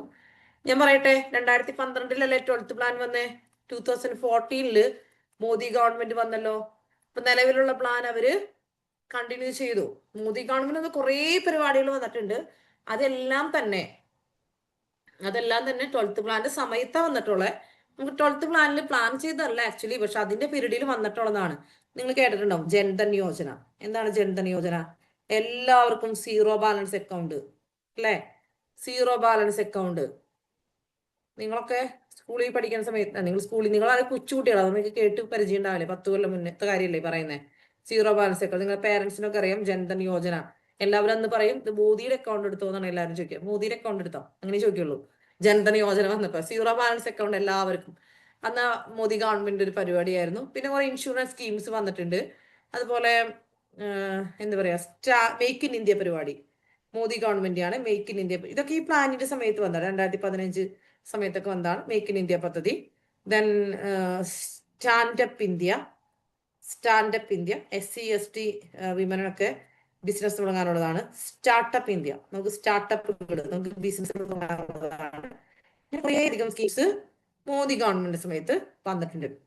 ഇന്ന് നമ്മൾ പറഞ്ഞ ഒരു പരിപാടി ഉണ്ടല്ലോ, സ്വച്ഛ് ഭാരത് അഭിയാൻ. അത് നിങ്ങൾ ഇപ്പോഴും നിങ്ങൾക്ക് കേട്ടുപരിചയം ഉണ്ടാവും. സ്വച്ഛ് ഭാരത് അഭിയാൻ നമുക്ക് ക്ലീനിങ്ങിന്റെ പരിപാടിയാണ്. പ്രത്യേകിച്ച് നോർത്തിലൊക്കെ കുറെ ടോയ്ലറ്റുകൾ നിർമ്മിച്ചു നൽകാന്നുള്ളത് ഇവരുടെ മെയിൻ പരിപാടിയായിരുന്നു. നമുക്ക് കേരളത്തിൽ ഓൾമോസ്റ്റ് എല്ലാവർക്കും ടോയ്ലറ്റ് ഉണ്ടായിരിക്കും. ഇത് കുറവായിരിക്കും അങ്ങനത്തെ കാര്യങ്ങളുള്ളവർക്ക്. അപ്പൊ നമുക്ക് അത്ര വില തോന്നില്ല. പക്ഷെ അത് ഇല്ലാത്ത സ്ഥലങ്ങളുണ്ട്. അവിടങ്ങളിലൊക്കെ ഇത് വളരെ ക്ലിക്ക് ആയുള്ളൊരു പരിപാടിയാണ്. ഓക്കെ, നമ്മൾ പറയാം, നമുക്ക് നിതി ആയോഗ് വന്നു. പ്ലാനിംഗ് കമ്മീഷൻ റീപ്ലേസ് ചെയ്തിട്ടാണ് നിതി ആയോഗ് വന്നത്. നിതി ആയോഗിന്റെ ഫുൾ ഫോം പഠിക്കുക. എന്താണ്? National institution for transforming India അല്ലെ. National institution for transforming India ആണ് നമ്മുടെ നിതി ആയോഗ് എന്ന് പറഞ്ഞിട്ടുണ്ടെങ്കിൽ. January 1, 2015 ആണ് വന്നത്.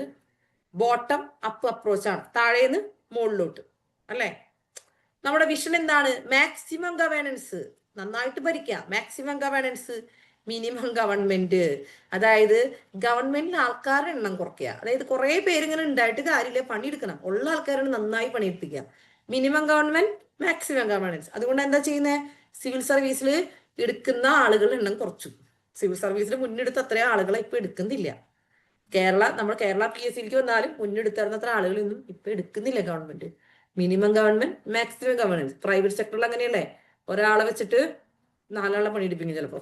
അപ്പൊ നിതി ആയോഗ് അല്ല, നമ്മുടെ ഒരു വിഷനാണ് അല്ലെ, അവരുടെ വിഷനാണ് മാക്സിമം ഗവേണൻസ്, മിനിമം ഗവൺമെന്റ് എന്നുള്ളതാണ്. പിന്നെ അവരുടെ ഒരു ഇതാണ് സ്പിരിറ്റ് ഓഫ് കോപ്പറേറ്റീവ് ഫെഡറലിസം. അതായത് നമ്മുടെ എല്ലാ സ്റ്റേറ്റുകളെയും കോപ്പറേഷനിൽ കൊണ്ടുപോകാന്നുള്ളതാണ് മെയിൻ ആയിട്ടുള്ള ഉദ്ദേശം എന്ന് പറയുന്നത്. ഓക്കെ, നമുക്ക് നിതി ആയോഗിന്റെ മെയിൻ ആയിട്ടുള്ള ആൾക്കാർ ആരൊക്കെയാന്ന് നോക്കാം. നിതി ആയോഗില് നമുക്ക് നിതി ആയോഗിന്റെ ചെയർപേഴ്സൺ ഇപ്പോഴും ആരായിരിക്കും? പ്രൈം മിനിസ്റ്റർ ആയി. Okay, prime minister as the chairperson. നമ്മുടെ നിലവിലെ നിതി ആയോഗിന്റെ ചെയർപേഴ്സൺ ആരാന്നൊന്ന് കമന്റ് ചെയ്തേ. നിതി ആയോഗിന്റെ നിലവിലെ ചെയർപേഴ്സൺ ആരാന്ന് കമന്റ് ചെയ്തേ. Please comment the chairperson of NITI Aayog. NITI Aayog Narendra Modi. Very good, Narendra Modi അല്ലെ. വൈസ് ചെയർപേഴ്സൺ ഉണ്ട്, ഞാൻ പറഞ്ഞുതരാം. വൈസ് ചെയർപേഴ്സൺ ഉണ്ടായിരിക്കും. ഒരു ഗവേണിംഗ് കൗൺസിൽ ഉണ്ടായിരിക്കും. ഗവേണിംഗ് കൗൺസിലിന്റെ പ്രത്യേകത എന്താണെന്നറിയോ? Chief ministers of the all States are there. കണ്ട, നിതി ആയോഗിൽ നമ്മുടെ പിണറായി വിജയൻ, നമ്മുടെ മുഖ്യമന്ത്രി, ചീഫ് മിനിസ്റ്റർ അംഗമാണോ എന്ന് ചോദിച്ചാൽ yes, he is A member of NITI Aayog because all the chief ministers of the States are members of the governing council of the NITI Aayog. Then regional council is there അല്ലെ. Regional issues പറയാനായിട്ട് ad hoc membership ഉണ്ട്. Ad hoc membership ഉണ്ട് അതിനകത്ത്. പിന്നെ ex officio membership ഉണ്ട്. ആ ex officio മെമ്പർഷിപ്പിൽ ആരാ വരുന്നേ അല്ലെ? നമ്മുടെ കൗൺസിൽ ഓഫ് മിനിസ്റ്റേഴ്സ്, ക്യാബിനറ്റ് മിനിസ്റ്റേഴ്സിൽ നിന്ന് 4 മെമ്പർമാർ വരും. ചീഫ് എക്സിക്യൂട്ടീവ് ഓഫീസർ, ഒരു CEO വരുന്നുണ്ട്. സ്പെഷ്യൽ ഇൻവൈറ്റീസ് ഉണ്ട്. അതായത് എക്സ്പേർട്ടുകളും സ്പെഷ്യലിസ്റ്റുകളൊക്കെയാണ്. കോളേജ് പ്രൊഫസർമാരോ അല്ലെങ്കിൽ ബാങ്കിങ് ഫിനാൻഷ്യൽ സെക്ടറിൽ ഭയങ്കര എക്സ്പേർട്ടുകളായിട്ടുള്ള ആരെങ്കിലുമൊക്കെ ആയിരിക്കും അതിൽ വരുന്നുണ്ടാവുക. അങ്ങനെ കുറച്ച് അംഗങ്ങൾ ഉൾപ്പെടുന്നതാണ് നമ്മുടെ നിതി ആയോഗ് എന്ന് പറയുന്ന അതിന്റെ ഒരു ബോഡി. ഓക്കെ, ഇതാരൊക്കെയാന്ന് നമുക്ക് നോക്കാം. ഇതിവിടെ പറയുന്നുണ്ട് prime minister Narendra Modi is there. Then vice chairperson പേര് പഠിക്കുക. നിലവിലെ വൈസ് ചെയർപേഴ്സൺ ആരാ? നിങ്ങൾ കറണ്ട് അഫെയർ ആയിട്ട് പഠിച്ചിരിക്കുന്നുണ്ടോ? സ്കൂളിൽ പഠിക്കുന്ന കുട്ടികളെ നിങ്ങൾ എന്ത് ചെയ്യണം? Vice chairperson of NITI Aayog Shri Suman Bery. Suman Bery ഒരു മെയിലാണ് കേട്ടോ, മെയിലാണ്. Chief executive officer BVR Subrahmanyam. പഠിച്ചു വെക്കുക, BVR സുബ്രഹ്മണ്യമാണ് കേട്ടാ. BVR സുബ്രഹ്മണ്യമാണ്. അത്രയും കാര്യങ്ങൾ നിങ്ങൾ പഠിച്ചു വെക്കുക. ഓക്കെ, ഇനി കുറച്ച് വേഗത്തിലിട്ട് ഓടിച്ചു, അതുകൊണ്ടാണ് നമ്മുടെ ക്ലാസ് ഈ ടൈമിൽ നമുക്ക് അവസാനിച്ചത് കേട്ടാ. കുറച്ച് സ്പീഡ് ചിലപ്പോൾ കൂടിയിട്ടുണ്ടാവും പിന്നീട് വന്നപ്പോ കേട്ടാ. നിതി ആയോഗിന്റെ കുറച്ച് പരിപാടികളൊക്കെ ഉണ്ട്. നിതി ആയോഗ് ഹബ്ബുകൾ ഉണ്ട്. NITI Aayog hub, NITI Aayog hub, team India hub ഉണ്ട്, നോളജ് ആൻഡ് ഇന്നോവേഷൻ ഹബ്ബ് ഉണ്ട്. ഓക്കെ, നിതി ആയോഗ് നോക്കി ഇവിടെ ഒന്ന് നോക്കാം. Aayog, NITI Aayog plan to come out with 3 documents, 3-year action agenda, 7-year medium term strategy and 15-year vision document. നമ്മൾ ആദ്യം പറഞ്ഞല്ലോ, ഷോർട്ട് ടൈം പ്ലാൻ ഉണ്ട്, മീഡിയം പ്ലാൻ ഉണ്ട്, ലോങ് ടൈം പ്ലാൻ ഉണ്ട്. ഇവർ ഈ 3 പ്ലാനും ഇവർ കൊണ്ടുവന്നിട്ടുണ്ട്. മനസ്സിലായോ? ഇവര് ഈ ഒരു ലെവലിലാണ് ഇവർ പ്ലാൻ ചെയ്യണത്. ഇവർ 5-year പ്ലാൻസ് ഇല്ല നിതി ആയോഗിന്. ഈ ഒരു ലെവലിലൊക്കെയാണ് പ്ലാൻസ് ഒക്കെ കൊണ്ടുവന്നിട്ടുള്ളത്. ഓക്കെ, എന്തെങ്കിലും ഡൗട്ട് ഉണ്ടെങ്കിൽ ചോദിക്കാം, എന്തെങ്കിലും എക്സ്പ്ലെയിൻ ചെയ്യാം. ഓക്കെ, നമുക്ക് ക്ലാസ് വൈൻഡപ്പ് ചെയ്യാം. ഓക്കെ,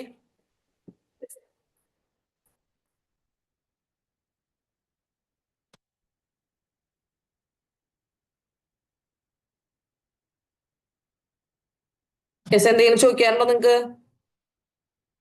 ഡൗട്ട്സ് എന്തെങ്കിലും ഉണ്ടെങ്കിൽ ചോദിക്കാം.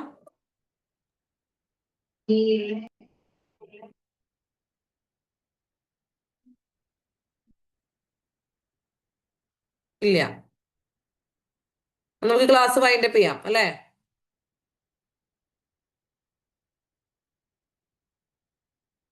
ഓക്കെ, ഏഞ്ചൽ അല്ല, ആന്റോണിയ, താങ്ക് യു. യെസ്.